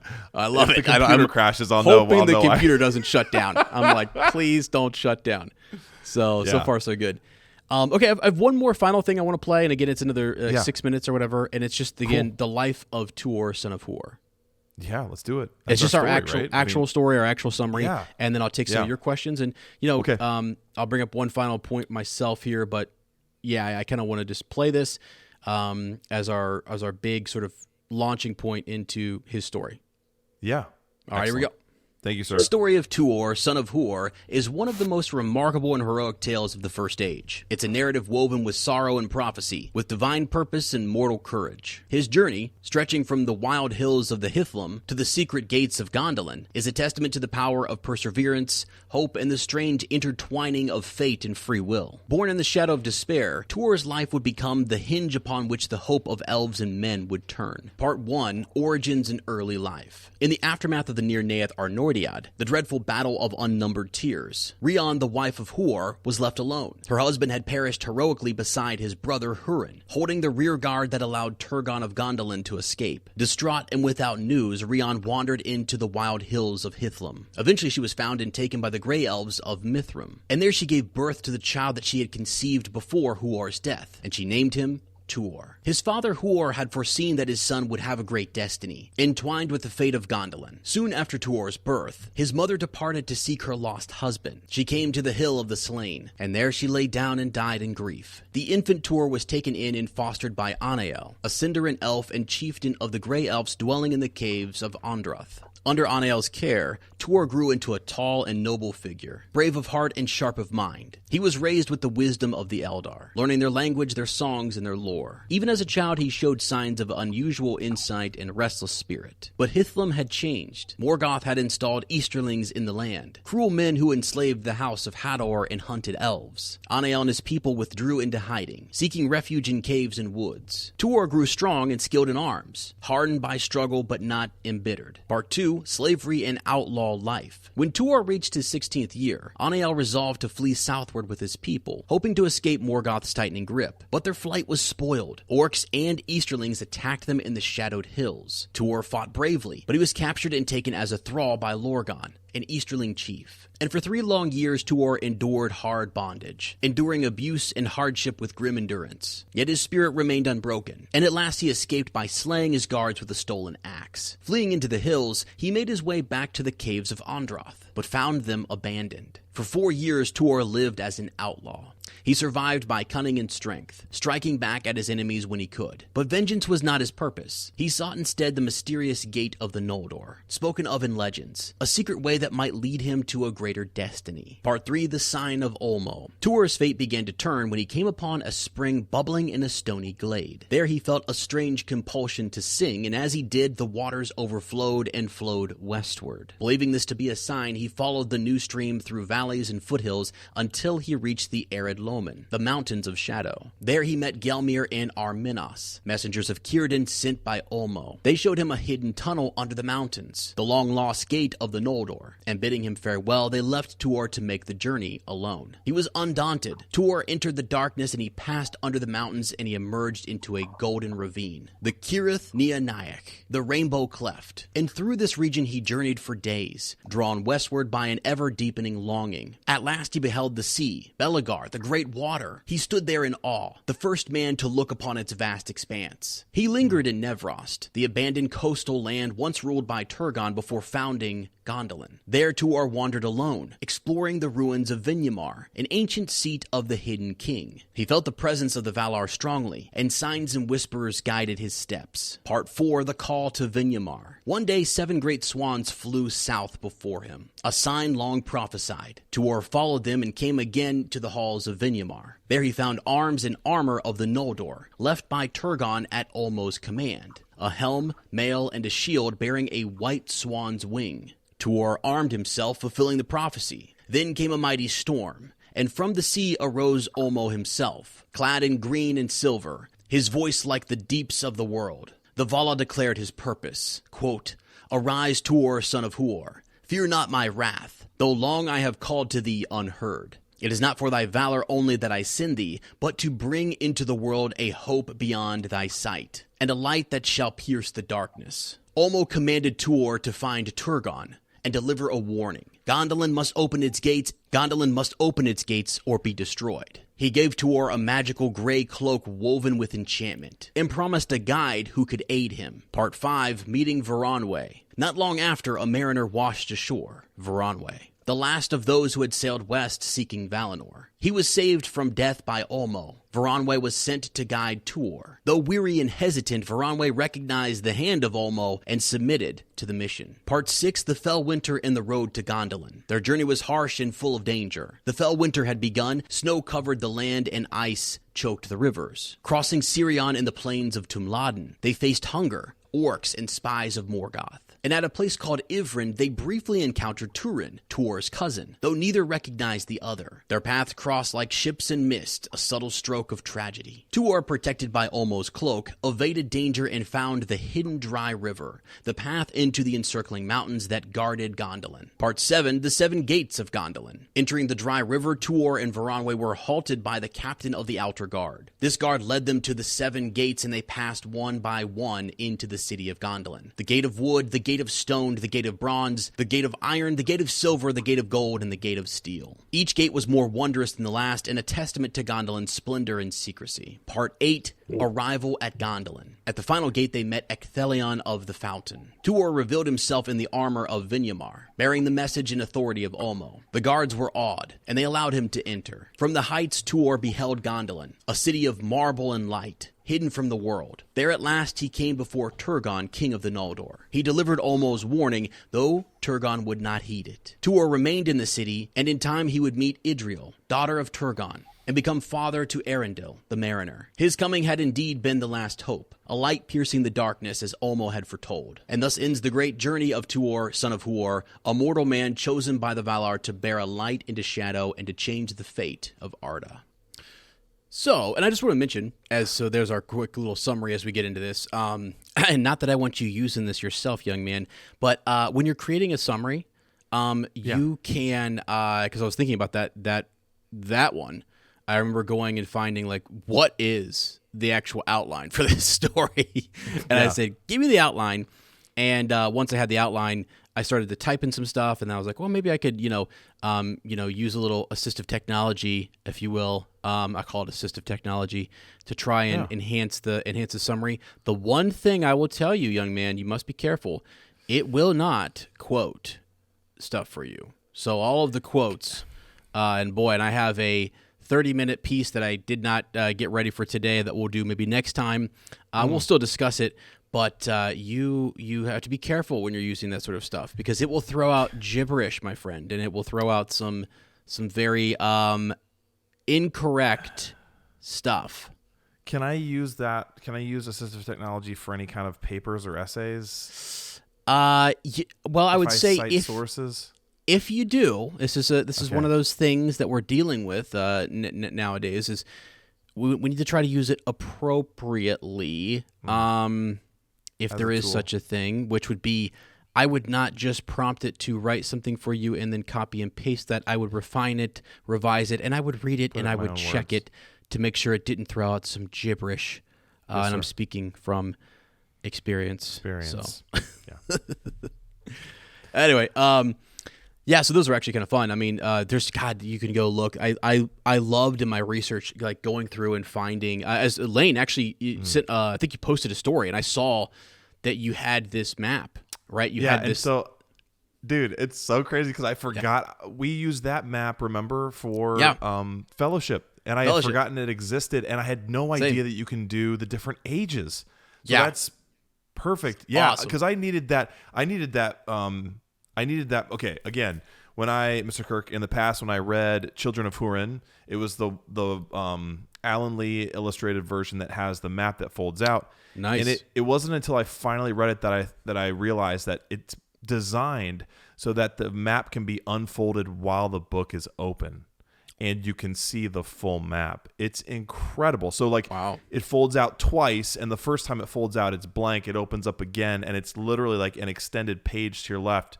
Knowing that people like me, readers like me, need to reference a map almost every time a name or region or place is referenced so that I can know where we're going. It's incredible. And then, this is so cool. And, okay, so it hit me during your summary, like how amazing that his journey started with a spring arising and him singing and it flowing, and it ended with, well, not really ended, but it was fully realized when he met the guard of the fountain. Yeah. Like it started with the spring and it ended with a fountain. And the one thing that blew my mind about the map that I didn't even really realize is look at how far he went to come. Oh, I know, right? It was just, I mean, it's like, and I think about that, what the elves told him, how they said, sometimes you have to go through the darkness to get to the light. And I think that's a whole, not only were they just talking about the path, but literally this whole journey, he went through lots of darkness. He took, I mean, at one point during the fell winter, when they were nearly at the end, it was like they were close to dying. They were starving. He had never felt so exhausted. Even Veronway was like, what are we doing here, man? What are we doing? Like, yeah. Like this is insane. And yeah, it was, and even, yeah. And then also that a mariner was washed up by Ulmo to lead him, and eventually he gives son to his son is the great mariner. Like all the parallels and connections are just beautiful. They're beautiful in this story. I love it. You bring up a really good one. So a couple things like that, like you almost have, like as the crow flies there from where his place of birth and where he starts this journey, it's not far to get to Gondolin. It's like 100 miles. Yeah. It's right there. Right there. Yet to get to where he needs to go, he has to go on this journey. And it's like, that's like life, right? It's like, it's really where we want it, where our goal is just like right over there, but we may need to go back and get some stuff, head over to this hill around here. We've got to gather ourselves to get there. So because if you think about everything he needed, you'd think like, it's also funny that he went west in order to go east, right? Because that's what these men had done. They had just like, they were drawn to the west, and how it led him, to those elves who led him to Ulmo, and that's where he got the cloak. And in Vinyamar, did I say that right? Vinyamar, he got the raiment of Turgon, and then at Mount Taurus after Ulmo as well is when Veronway. So all these things that he needed to get there, if he just would have tried to go the short way and get there, there's no way he ever would have made it. But yeah, it's unbelievable. Well, one thing you mentioned that I think is fascinating is like, okay, so I didn't even think about this until you said it. Literally until you said it, was he starts at this fountain, and this spring is coming up, right? It's a rising water. Yet the sign to get there is a dry river. It's a dry river. Yes, I had that in my notes. I said how ironic that like this whole time he's following water and running water, but it's literally. And I also thought about, as you were reading that summary, I was like, how ironic too that at the end I think about what's the one thing that can almost break water, and it's ice, right? Like it's when water is frozen, it stops it from running. But how Tolkien wrote that even with that fell winter, which was partially brought on by Morgoth, right? Like there was some enchantment there that even through the center, it still couldn't stop it. It still trickled. And then I also, the dry river, right? This whole time you're following water, living water, and it's a dry river, something he probably never would have followed or thought. But then even if you think back to, well, at one point there was a great rushing of water there. Like it's the echo of old water that ended up leading them to the gates. It's just unbelievable. And furthermore, it's so really, think about Tolkien writing this story and all the things that he was thinking about, the very same things that we're talking about here. Because the other idea there is, almost says to Turgon, and we'll get to this later, but he says to him that I am diminished. My reach to Turgon is diminished, and it's this dry riverbed that gets him there. The water doesn't even flow there anymore. Dude, so and it's crazy. Even the thought, even that thought, his reach is diminished, and even like the impact of a message from him is diminished. Like Turgon doesn't listen. He doesn't listen. Like even his messages from beyond, like special messages for him, they fall on deaf ears, dry ears, if you will. So I wanted to ask this, Mr. Kirk, because again, my knowledge of the Valar is very limited, but I noticed that I wanted to kind of know what's the big deal with Ulmo, and I know he's one of the big guys, one of the big daddies, one of the brothers, right? Yeah. But why is like he the focus? I mean, I know, and I also know that eventually, yes, Numenor. This is the origins of the Numenorians and the Dunedain and their love of the sea and the mariners and the seamanship and all that stuff. That's a real word. And so I get that connection, but like I also noticed there was tons of references of the wind. There were almost always these, whether it was helpful or refreshing or prophetic kind of winds that happened, but there was no mention of Manwë. And even like the birds, there were so many birds, like messengers from the skies, and no message of no direct like credit given to Manwë. So why I guess why the emphasis on Ulmo? Yeah, I think that is interesting because I have a whole. You let me just pull it up. I'm just gonna ask a great question. I was wondering when I was gonna be able to get to it, so let me pull it up here right now. Let's go, baby. This are they like on the same level? Are Ulmo and Manwë? Oh, bro, I literally think that powerful? Ulmo like is like, look, I'm doing my own thing. Like he first of all is one of the only of the Valar who's not married. He has no. That's right. No partner. Yes. He's Yep. And so he just. Okay. He never gives up on, never leaves, never stops aiding really the people of Middle Earth, the elves and men. He's always there. And this is the story that really highlights that, I think, so well.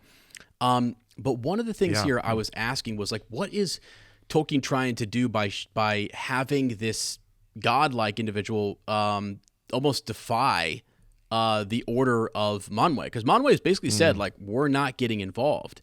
And so it made me think of this, the idea of free will versus fate.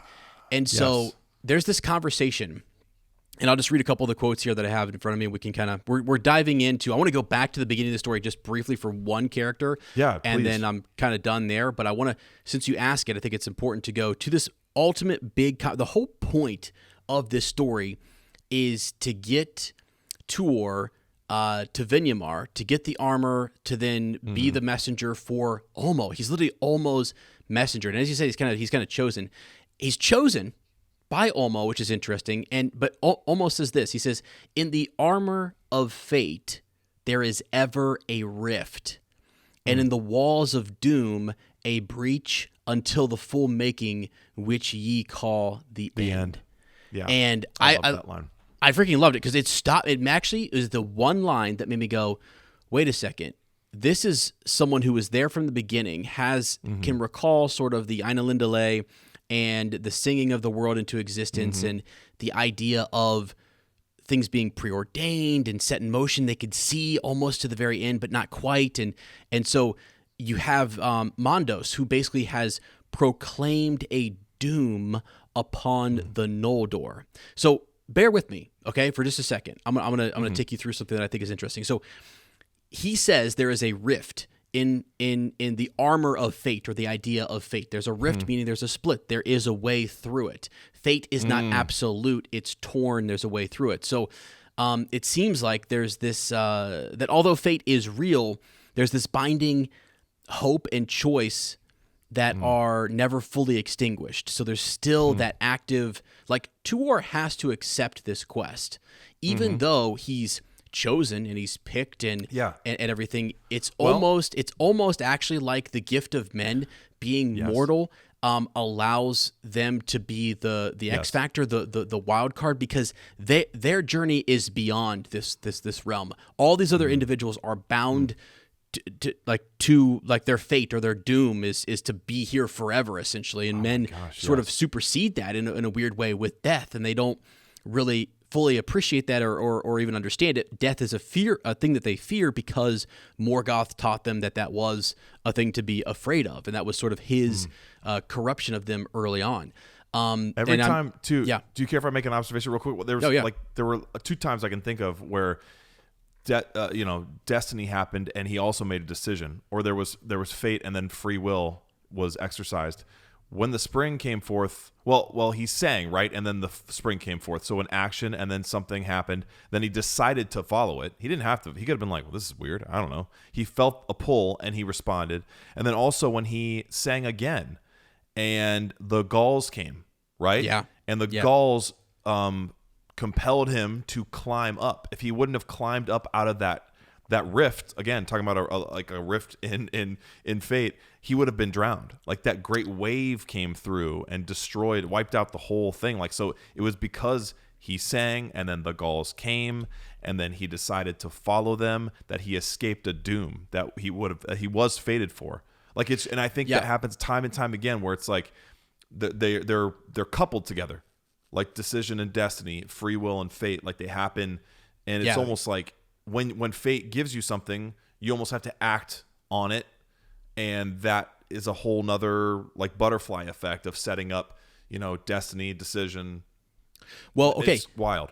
For sure. Okay, let's step back and take Morgoth or Melkor, the evil Dark Lord, and Ulmo. These are essentially the two gods duking it out here on this plane. Manwë, yes, he's interested and he has his eagles watching over stuff, but he's like, guys, no, this is not, we're not doing it.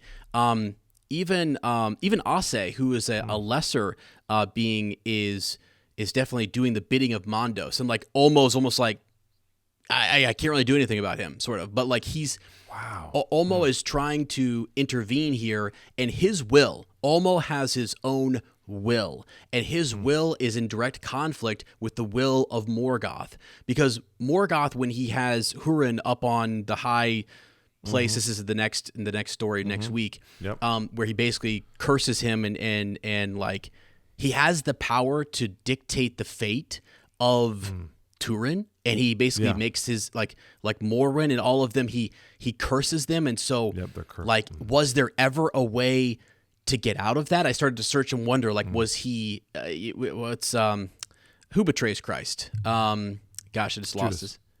Judas. Who? Judas. Thank you, Judas. Slipped my mind. I'm at two different worlds. Priest. People are like, Ez, get back in your Bible. But no, it makes you think about this isn't a Christian school, right? This is a public school. No. Please don't tell But your I brought parents. it up, so it's okay. We're having this conversation. Yeah, you did. Thank you. I was raised in a Christian home, sir. But you think about like was there ever a way for that? And it's kind of mixing things a little bit too much. But it's like for those characters who are doomed and almost fated, did they? Yeah. Is there choice? Is there agency sort of inside of what they're able to do? And so I went back and I was like, does Morgoth have extra power because he's literally standing there with Hurin, and he has him right there, because Hurin still defied him even though his will was strong. So each character has their own willpower, their own essence, that they're sort of like, that this is where they can direct and guide things. So even though it may seem like Tuor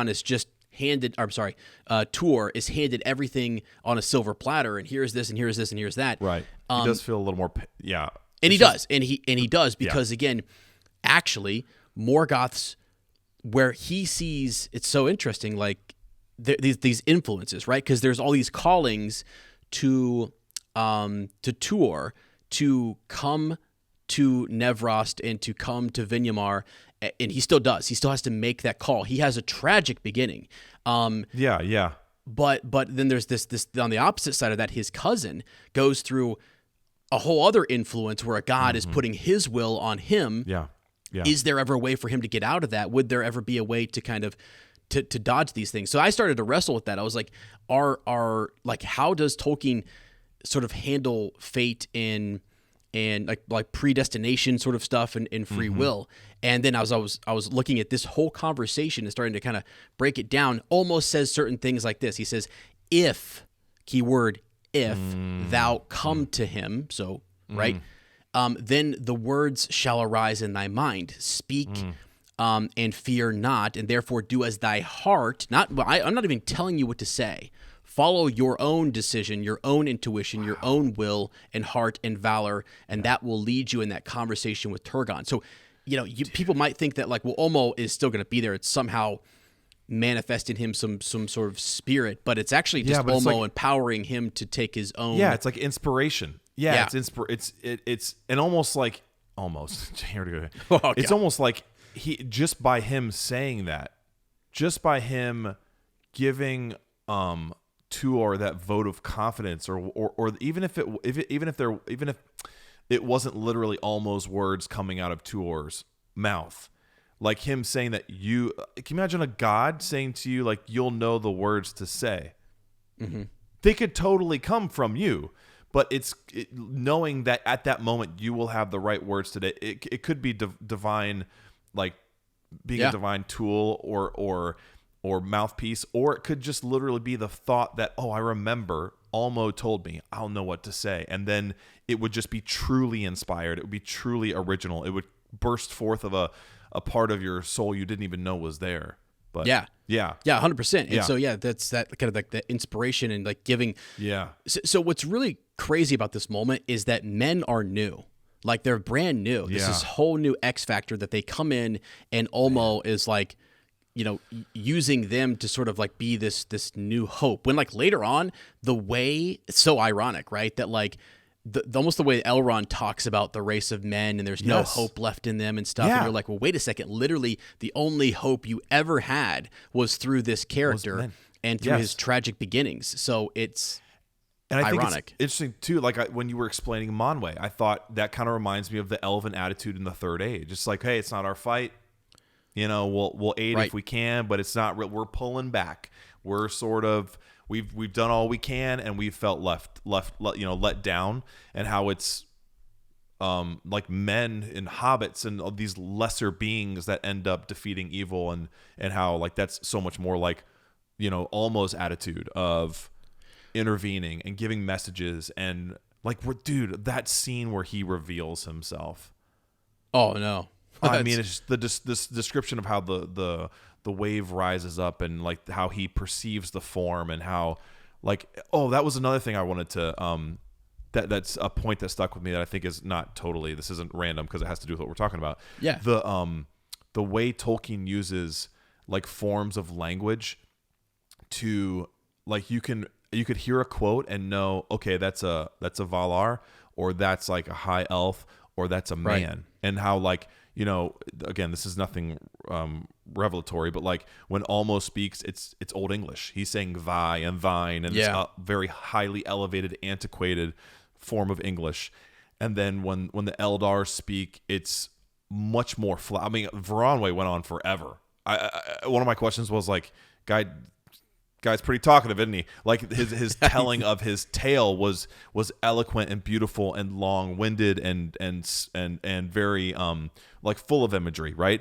And then, but even the Edain, like I think the bigger distinction or the more difficult distinction in those speech patterns and characteristics is between the Eldar and the Edain, because I was thinking about that and I'm like, yes, the elves speak in a slightly elevated, almost kind of like they just have more knowledge. Like their knowledge sort of comes through, their wisdom comes through in the way they talk. Like in the, like that line that Gelmor and Arminas say, "Come now, through darkness you shall come to the light."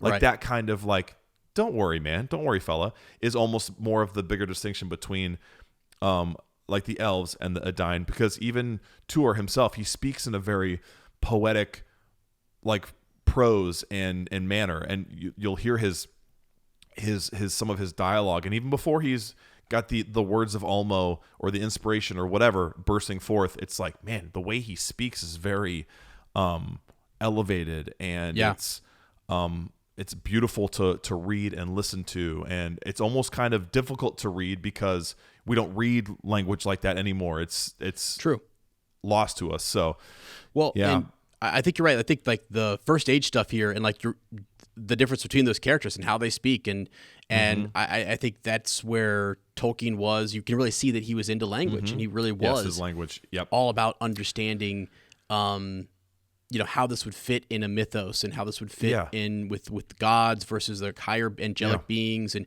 he definitely, I didn't notice that at first, but as I'm looking through my quotes here, I'm like, no, you're totally right. I mean, like he's every time almost speaks, it's if thou shall, it's biblical, thy everything. And so, it's because you compare that to like how we think of hobbits talking, and it's like, sure, again, like the hobbits, they feel the most modern, they feel the most like us, plopped into a mythical, magical world, or like, you know, a group of people that we could have come from almost, I don't know. And you know, their manner of speaking is like, you could almost imagine going down the road and hearing someone talk like that, especially if you're in England, right? You know, versus like hearing Almo speak. So one last point on just this fate and free will stuff, if you don't mind. Yeah. And then please. Then we can jump around for just a second because I really needed to get this for myself. And if there's anybody who's listening and wants to kind of understand this more, Ulmo, when he gives this choice to Tuor, it's sort of the idea that Tolkien in his, I don't know, theological principles or whatever, that the characters, the divine characters in his story, they view free will as sacred. Like they themselves have already, like, so they've been given this divine structure. They have this sort of things seem to be laid out, but yet there's still room to move in the story and to do things. But like when Ulmo himself still reveres the choice, and even though he's guiding and leading Tuor right there, and he's set up the structure, and fate seems to be pulling him there, he still has this respect and views free will as sacred. One of the other things that I thought was interesting, and I was trying to read and find out more about this, and I didn't know this stuff exactly until just now, until just a few days ago when I was reading it. But for example, Tolkien, you think about how the music kind of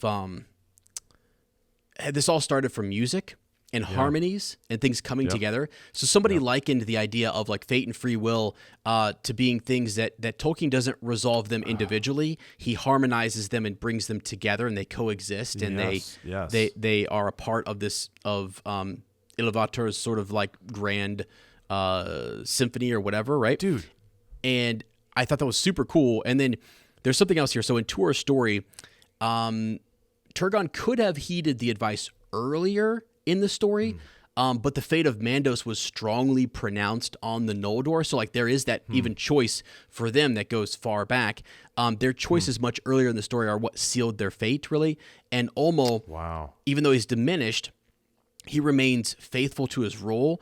And so Tuor, though he's immortal, becomes this vessel of divine hope. Like this, he's representing hope for the Noldor when they've been doomed, right? They've actually been, a doom has been pronounced on them, yet through a mortal man, there's the offer of hope, and it's set up through someone who's divine, like Ulmo. So you can see the harmony there of like Tolkien playing with both of those and wanting them to harmonize and come together. And furthermore, the thing that blew me away was essentially that like when all hope does seem lost, you have Arundel and Elwig defying the doom by sailing to Valinor with the Silmaril at the end of this whole first age tale. And it's actually a desperate sort of, it's an unauthorized act. Like they're not actually allowed to do it. And fate tells them that no mortal man may set foot in Valinor, right? And yet free will. That's just like Tuor in Gondolin. Exactly. And so yet they do it anyways. So even though fate says you can't do it, they do it anyway. So rewarding like bravery and daring too. Yeah, like exactly. That's rewarded almost in this time. And there's other things in there, like I think, again, the idea that what they really wanted from the Noldor was repentance. I think what Manwë was waiting for, and I think that's where, when he hears their pleas, right, and when Arundel sort of speaks for both men and elves, he's pleading for both. There's a repentance act, and like we're coming back and repenting for our sins, sort of, and that's sort of what that act and that choice of doing that can supersede and sort of overcome the doom of Mandos, right, and can save a lot of them. So I was going to ask you. Yeah, I was going to ask you what you think. Did you think it was literal or metaphorical? The whole keep your gate open your gates. Yeah, does that literally mean seek repentance, or was it literally open your gates and like let aid come in? It probably was the latter, right? It's probably what you're talking about. It probably was open your heart to repentance. That's probably what it meant. That's that's why he shut it down, because he had to humble himself, and that's difficult for people in power. Yeah, right, because they keep knowing that there's this. But actually, what's interesting is that Turgon, so Varanwe is one of those who is sent to try and do that. Yeah. Kind of. You know what I mean? So the effort is almost half-hearted, and they didn't quite get there. And because again, they needed a Silmaril to guide him back through. Ironically, is what they needed to kind of to gain access to the, because he struggles actually, and it wasn't until Ulmo actually, again at the end of the whole first age, Elwing has the Silmaril and she dives into the sea and she's trying to get back to Arendelle, and Olmo lifts her up and turns her into a bird, and then she basically tosses her on the ship and she transforms back into herself, and she's like, got a Silmaril here, and then they basically, it's like they're guiding light to get it's like there. Moana stuff, man. It's like Moana. It's crazy. It's Maui. crazy. That's crazy. Yeah, Moana stole Tolkien's first age story. Yeah, dude. But anyway, it's just it's a fascinating thing. Or he got it from the Polynesians. I always struggled with this idea of like, is Tolkien, there's too much of this fate and doom and all this stuff, and I don't like it. And so that's where you got to look for those choices. And Frodo, all of his, he again had a choice at the Council of Elrond, right? He didn't have to. Nope. He was, Bill was like, hey, I'll take it. No worries. I think Gandalf even says to him, I'm pretty sure Gandalf says, he says there was more than one power at work, Frodo. The ring was trying to get back to its master, but behind that there was something else at work, beyond any design of the ringmaker. I can put it no plainer than to say that Bilbo was meant to find the ring. Yep. And there not by its maker. At work. Yeah, other powers. And so I'm like, Jesus.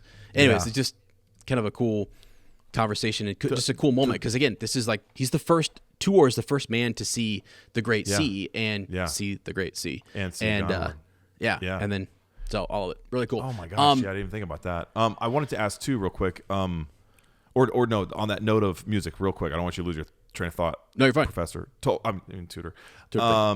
That music thing is crazy too, right? Because the harmonizing of fate and free will. You think about music, it's very scientific, it's very mathematical. There's structure and order to it, but within that, there is ultimate freedom to create whatever you want. And how you could have a technical piece of music that should be perfect, but if it's played and performed without passion and inspiration, it's nothing. It's nothing. True. And how sometimes some of the most like rough and unpolished pieces of music are the most beautiful, and they speak to the most amount of people, and they hit something inside that nothing else can. So even music in and of itself is both of those things. Yeah. Right. Well, and I mean, you see it with Melkor, right? He has the free will to sow discord. For sure. Exactly. Like it's crazy. And that's crazy. And again, Iluvatar sort of weaves that into his own, like everything that sort of comes from all of them kind of comes from him, sort of. It's all intertwined and Wow. So anyways, it's super high level thinking. And I actually think in talking to you about this and our listeners and everyone, it's like, it's so cool to think Tolkien sat down and thought about this stuff. I'm more and more as I get older, really loving that man. And I really want to go to his graveside one day, and I want to say thank you, because I honestly want to just, like, it's so crazy, but I think let's go together. He thought about things. We should go together. We should. We really should. Yeah. We really, really should. Because he thought about things in a way that I think he was a very interesting individual and very observant and just a really good thinker. And So anyway, okay, what other questions do you have? I want to go back to one character, and I want to kind of stun you with something a little bit here. And maybe even some of our people who are like super into first age stuff, they might not know this. I don't know how to say his name exactly, but when Tuor, as you heard in the summary, he is so his parents die, and I think he and Turin both have, it's so crazy, both very hard lives. It's so horrible. One of them ends up in just such misery and tragedy, right, while the other one goes on to have this legacy and everything, and it's so crazy. And Tuor didn't even know his parents necessarily, right? He just knows this.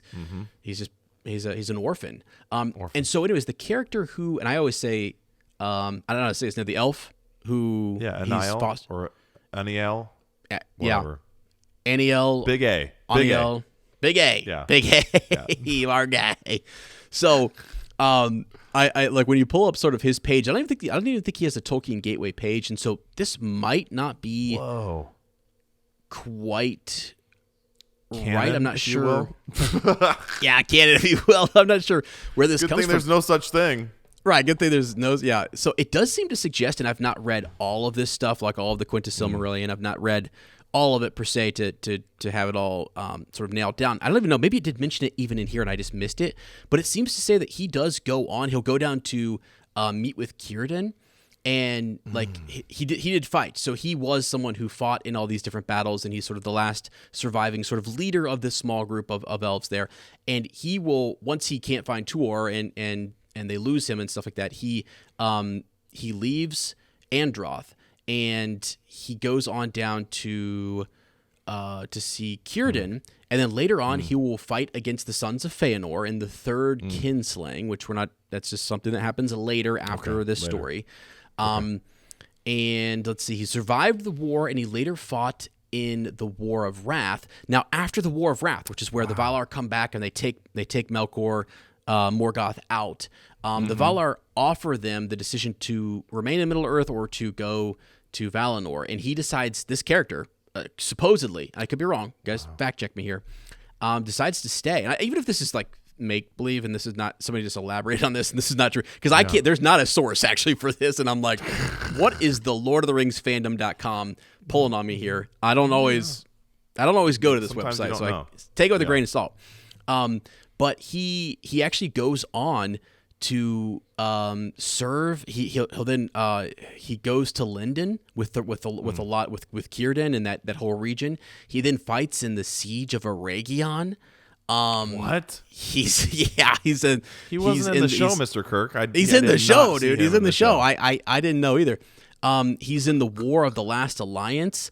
Oh my gosh. Is it the Council of Elrond?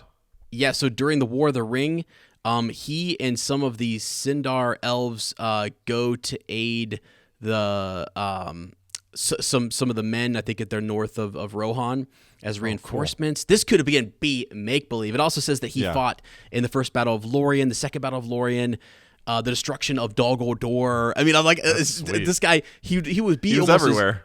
He would be almost as old as Círdan then. You know, I mean, he must be younger than Círdan, because it says he was born... No, he was born in Beleriand during the Year of the Trees. So he was a leader of a band of Grey Elves. But anyways, I thought, is this guy like as old as Círdan? Like, who is this guy? So fact check me, come back to me, send me some DMs or messages. Let me know if any of that stuff is true or if that is listed anywhere. So this character who fosters, this elf who fosters Tuor, it appears he lives on. And he's some really cool... He's just around. I think it's just cool to think that he's around. And obviously it's possible because we know Galadriel and Celeborn and others are around, but he would be a pretty big deal, I would think. So yeah. Mr. Kirk, it just sounds like the way you described him, he was a part of every battle and essentially, and like he saved almost everyone's life. And I think we're mispronouncing his name. I think it's Arondir. My bad. I think that's who... That's who they actually is. Holy smokes. The whole thing can be tied back to him. What if they were basing Arondir off of this guy saying, let's change his name slightly. We don't have the rights to Anil. Well, he's making up for what he thought was a huge Tuor. He thought, I lost him. I'll never do that again. No, I'm going to step up from here on out. But anyway, so what else you got? I mean, that for me, the big ones I wanted to hit were that conversation around Olmo and sort of this these little bits and pieces here where he's sort of leaving and he does have a hard life and everything. Actually, the story, the unfinished tale, I think even Christopher mentions that I'm sure there is actually extra details to some of this in the Quintus Silmarillion. I know that there is, in fact, but he meant to detail even more of the story and of his time in Gondolin and things. So I've not read The Fall of Gondolin, by the way, too, just to sort of see what maybe mentions are in there that will be coming down the line. But I think, super, super cool to know where we end the story. It's very quickly summarized, Yes, it is. Yeah. And I felt so silly as a student, Mr. Kirk. I was reading and like after he met Gelmir and Arminas and he went down he's going through the darkness to see the light. Yeah. And he went down the path towards the sea. I was like, oh man, wow, he's going to get there in no time. I was so foolish that I'm like, wait a minute. The whole story is called Of Tuor and the Coming to Gondolin. It's going to end when he gets there. Like it's not going to be, I was like, man, we got a lot of reading left. He's going to get there kind of early. Right. The locks are going to be really hard to figure out or something.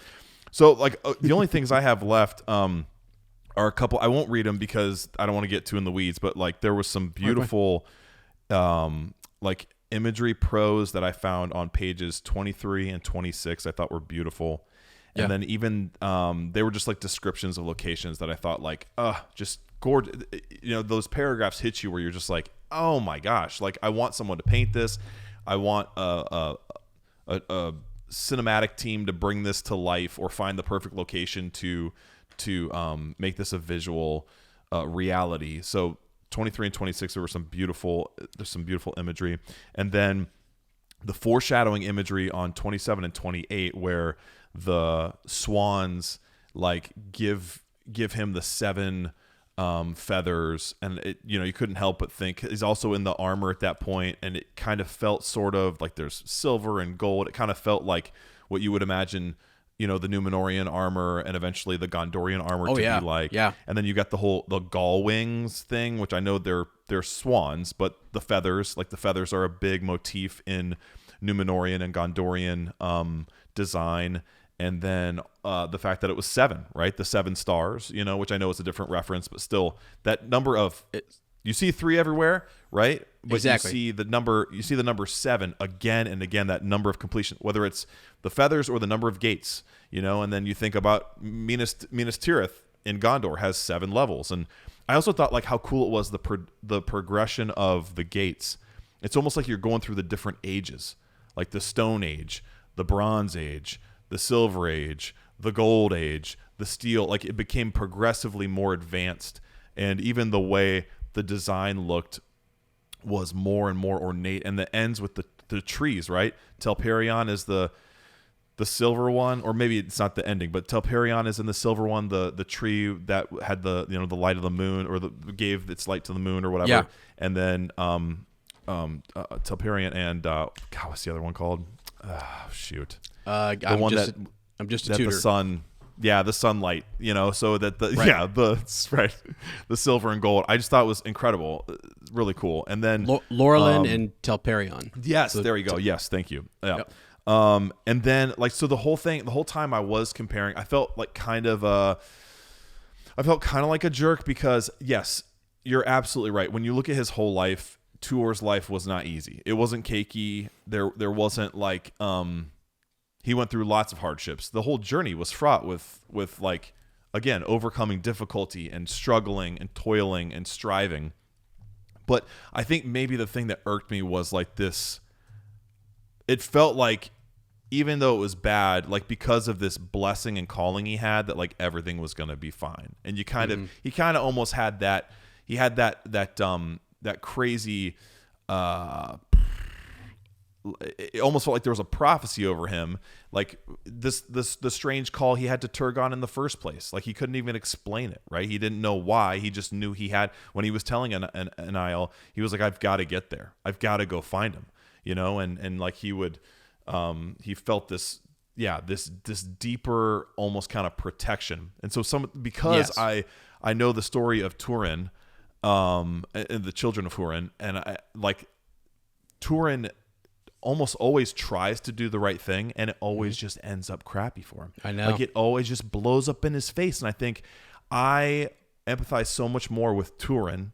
Especially the older I get, I love people like Turin, and I kind of dislike people like Tuor, or characters like Tuor. I should say characters, not people. Where it's almost like he's the guy who it's like, oh, he can screw up royally and he's gonna be fine because Ulmo's got his back, and you know he might be hungry, and maybe his parents are dead, but he'll be okay. Don't worry. And his lineage is gonna be, you know, the line that saves all of Middle Earth eventually. Versus Turin, who didn't do anything wrong intentionally, right? Like, but fate just screwed him up. And so I wanted to, okay, breaking the illusion, I'm not a student right now. I had messaged you and I was like, if the story of the children of Hurin is like like has a Job parallel, or like, you know, the book of Job in the Bible. I know that you're a public school teacher, so you can't talk about Christianity, but as your student, I can talk about that kind of parallel. Please and again, do. Tolkien might hate that, but he feels like Hurin feels like Job and he's watching his whole family just get destroyed by the bad guy. And the fates are letting it happen, and almost kind of being like, well, let's see if Hurin stays faithful, and let's see, whatever is going to happen is going to happen. This will be a great test. And even though he was the guy who fought valiantly and watched his brother get killed, and here he is being tortured, whatever, versus Tuor. And I was like, Tuor feels so like Davidic, like David from the Bible. And I was like, whoa, almost exactly. Like he has this calling on his life where he feels like, that he has some kind of divine like election. He's got a mission. That's a lot like David from the Bible. The fact that he's got these humble origins, right? He's an outlaw. At one point, he's the Easterlings have him. His parents aren't around. Like his mom went to go mourn at the mound of his father, and she never came back. And like no one really believed. People thought he was crazy, right? The elves were like, "What are you doing? You're going to go after Turgon? No one even knows if he's still alive, where he is. Right. It's impossible to find him. Even we can't find him." So that was the same for David, right? Being a shepherd, and even his own dad was like forgot he was even like his son. He didn't care. Then there was like that whole relationship with a ruler and kind of like a distrust, right? So I know this wasn't in the coming, but it's when he goes and delivers Olmo's message that Turgon ultimately doesn't listen to him, and it's the same thing with David and Saul, right? Which is very interesting. And then like marrying royalty, right? Like David marries one of Saul's daughters in the same way that Tuor marries one of Turgon's daughters. And then they also are like fathers to like messianic type figures, where you've got Erendil is Tuor's son, and you've got like David is he leads to the line of Jesus, which is kind of crazy. And then like even their deep connection to water, right? And we know that like with Tuor, it's all leading towards the gifting of Numenor and being these great mariners and seafarers and being like that type of a culture. And with like David, a lot of his psalms are about water and having a thirst and panting, like the deer panteth after, like the deer pants for water, like that kind of and like even like oil and anointing and things like that are motifs that are throughout like David's psalms and writings and stuff. And I was like, yeah, okay. And this might make me sound like a bad guy, but like David's never really been one of my favorites. Like, no. And I know that if you're in the faith or whatever, he's like just you kind of have to respect him or whatever. But and I know that like. Again, I don't want to get too biblical because people have their own opinions on that. But like, to me, I've never related. I'm like, I don't know. He's a confusing character to me because he's obviously makes a lot of human decisions, but he's somehow elevated and he's like chosen or whatever. And so, anyway, all that being said, I felt like he was.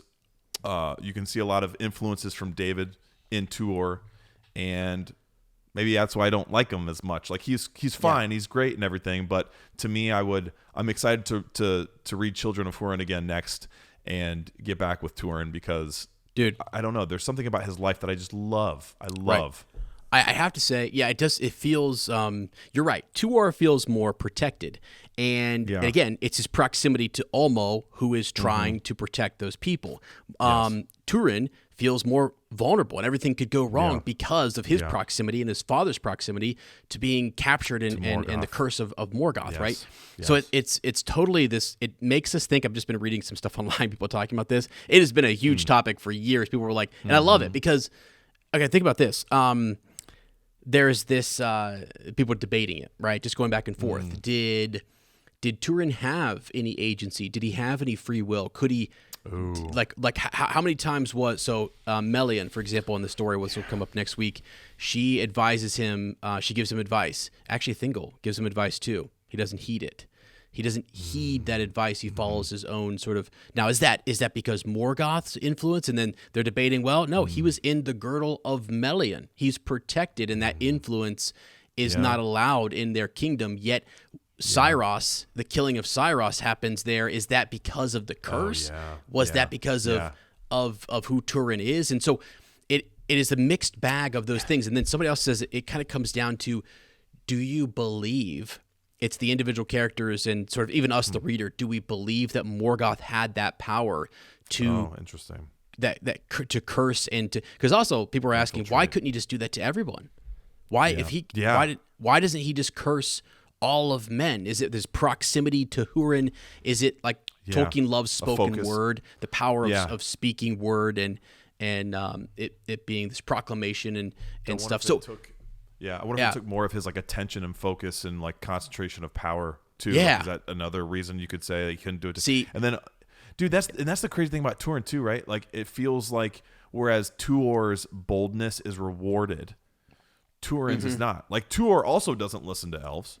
You know, I mean, there's a couple times, and then there's also times where he does, but like the same could be said of Turin as well. But it's just like he's never rewarded. It never pans out for him. Versus Tuor, like he can do. I'm gonna march right up into Gondolin, and even though I'm gonna set foot there and say some crazy stuff like I don't want to talk to you, I want to treat with the king, it's gonna work out for me, you know, because again, like who's sending me and who I've had a direct, and like again, no God revealed himself to Turin.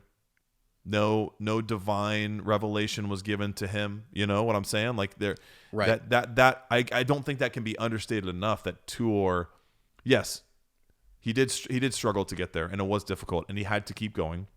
He had to make that decision. He had to follow those leads. He had to interpret signs. That's another thing that he did that was very difficult. But the reward, my goodness, dude. It's like when Moses, you know, the burning bush, or like when, Well, when you act upon you these urges inside of you in this whatever it might be, you're acting, you're choosing to do something, and then the reward sort of validates your choice, and then you continue making those, and they seem to those choices continually add up, and you're right. So then it's like it's almost like and this is the question of like Tolkien and his belief on luck is Tuor luckier than Turin, and it's like Tolkien sort of likens luck to being these divine guidances, essentially, like subtle little influences here. Because we talked about that actually in the Fellowship, and some of the luck that they had in evading the Black Riders and stuff. I remember that being something that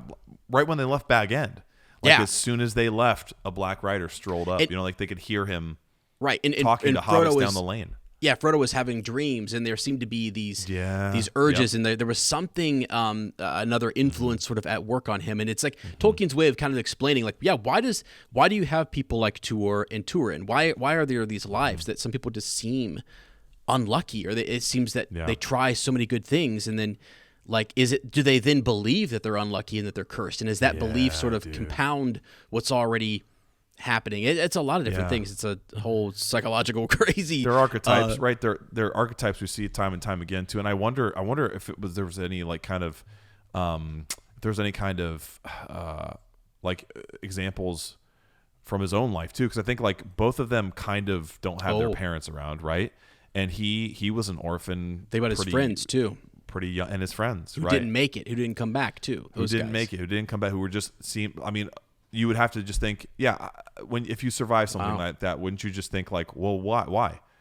Yeah, why? Like how random, or was it based on decisions, and if it is, that doesn't really seem fair, right? I mean, honestly, but then again, life's not fair. It's like all these kind of It's the whole. That's what the this. Struggle, I think that's why these stories are so beloved, and these two almost foils, these foil characters of one another, these cousins that have totally different callings and influences, and it's why they're really. He definitely thought about this kind of stuff. You know, that's what makes me closer to the author, to think like he was thinking about this and trying to kind of write some of it down and illustrate it in the story. How many sets of cousins do you know like that in real life too? Where like one's awesome and the other one's a tool, like or one has like is favored by the grandparents and stuff, and the other one is not so much. And it's like you got an outcast, you've got a favorite kid, and it's just it's I have interesting. A plethora of cousins, and I know, dude. God, boy. But anyways, I mean, that was awesome. It was good. I think this is a good. I hope people really enjoyed this discussion. And I hope it wasn't, it's around our 2.5 hour sort of length. This is fun. Actually, as we get off of here, I kind of have if Lane has time for it, a very quick, it's not really a night breeze. It's not really a moment in Middle Earth. It's a Middle Earth question. It has to do with the films. It has to do with an upcoming film. And I'm going to ask him that question as we get off of here. So a little teaser for an episode to come after this. But the remainder of these episodes will be, and again, it's $5. And it really all goes to LAP3 and the future of LAP3s, 4s and 5s. So that's our whole goal this summer, is just to kind of dive into this, get ready for the Silmarillion. So essentially you think of like 3 months. Someday 4 months. it might go to help us not have to sell pictures of our feet on the internet. It might help us have a little supplemental someday. Or unless we could make that a reward on Patreon, I guess. Like, honestly. Hey, people do. I'm telling you. I hadn't thought about that. I told you, I will not say out loud, and please do not say it. I listened to a trashy podcast, and I have told a few people about it. And my God, I have heard them talk about some of the trashy stuff that they do, and I'm just like, I'm intrigued. And it's not like even really super bad or not safe for work. It's just gross. Dude. It's just gross. Dude, it would be the Discord level. It'd have to be Oh the my Discord God. level. So anyway. But yeah, so friends, I mean, we would love to have you over on Patreon to continue this. We will pick up with the story of Hurin. We're going to divide that. I think we're going to take that in 2 parts. We're going to see, because I do have some audio for that as well too, where I'm going to pull out some conversations and do a similar style. But I'm really excited because we really have just the first 3 weeks of this are first age stuff, and then we're in the second age. And then at the end of the summer, we're in the third age. So it's definitely a fun of Erebor. Yeah, it's a good smattering of the ages, and I feel like what a nice way to kind of enjoy our summer, just diving in here. So the tough stuff, actually, the load that for Lane and I mean, as you guys know, the load that we had to bear for this has really been born. I mean, it's this first episode, and it's this first age stuff, setting the stage, because that's stuff that we've not yet gotten into. So I feel like actually once we get to second age stuff, my God, you're going to be like, oh my God, like, there's going to be so many Rings of Power conversations. Yes, it's true. It's going to be so easy and so good and so much fun. As well as the third age stuff, it all kind of ties into the hunt for Gollum and what's going on there. And I'm going to ask Lane a question right after we end this episode, which will tie into that. So thank you to my student. It was a 2 hours and 20-minute session. Appreciate your attention, young man. I think you did a wonderful job, and you definitely have an A for the day. Oh, Mr. Kirk, I can't thank you enough. I'm glad I didn't even have to do a quiz this week. I'm like so stoked on that because we're passing on that. There are parts that I was kind of I was iffy on, but I appreciate your front loading and you're giving all that context, and then just letting me kind of like ask silly questions, but also share things that I learned. And honestly, it's the best $5 I've ever spent, man. And I can't wait to come back next week and continue my tutoring. I feel like already my knowledge of Tolkien is deepening in ways that, man, I'm gonna get on that sailing ship with Elendil, and I'm gonna fly right past Mythgard and all the way up to something even greater and more beautiful. Hey, what was the because of the my shirt Tolkien tutor? I was thinking we actually have a college. I don't know if you guys know about this, but it's Crick Hollow. It's Crick Hollow. Wasn't it Crick Hollow Cottage? It's Crick Hollow Cottage, and we kept saying Crick Hollow College. And Crick Hollow College. We even have a design that we also have I came up with a sports version, and it's the Conspirators. The Crick Hollow College Conspirators. Oh, and I made like this kind of cloaked hobbit with like yellow eyes, and he's like, it would be great for like, it reminds me of like the Rebels, like the Running Rebels kind of logo. I think we could make that a shirt. I don't know if you know this. I bought a hoodie one time that had the Crick Hollow logo on it. Yes. I don't know what happened to it. It's literally gone somewhere. But I want to buy another one. I would like to get like a Crick Hollow College situation going on. I would like to wear that, because maybe that's what we're founding here. Maybe that's the tutor, what we're starting. Yeah, we're starting the college. So we'll Crick take Hollow enrollment. Nazarene We'll take College. enrollment.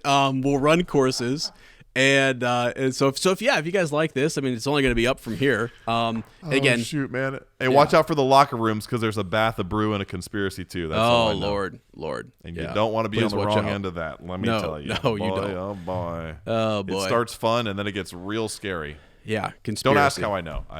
We know. I know Personally. I just know. All right. Hey. Appreciate you guys. You guys are awesome, wonderful, and again, please consider checking that out, supporting us here as we get into the summer. And I think you guys are gonna have a lot of fun. We're gonna try to make it high quality and well worth your $5. So, with that, my friend, hey, we'll say goodbye for now, and we'll just remind folks, as we always do, to not forget to sniff.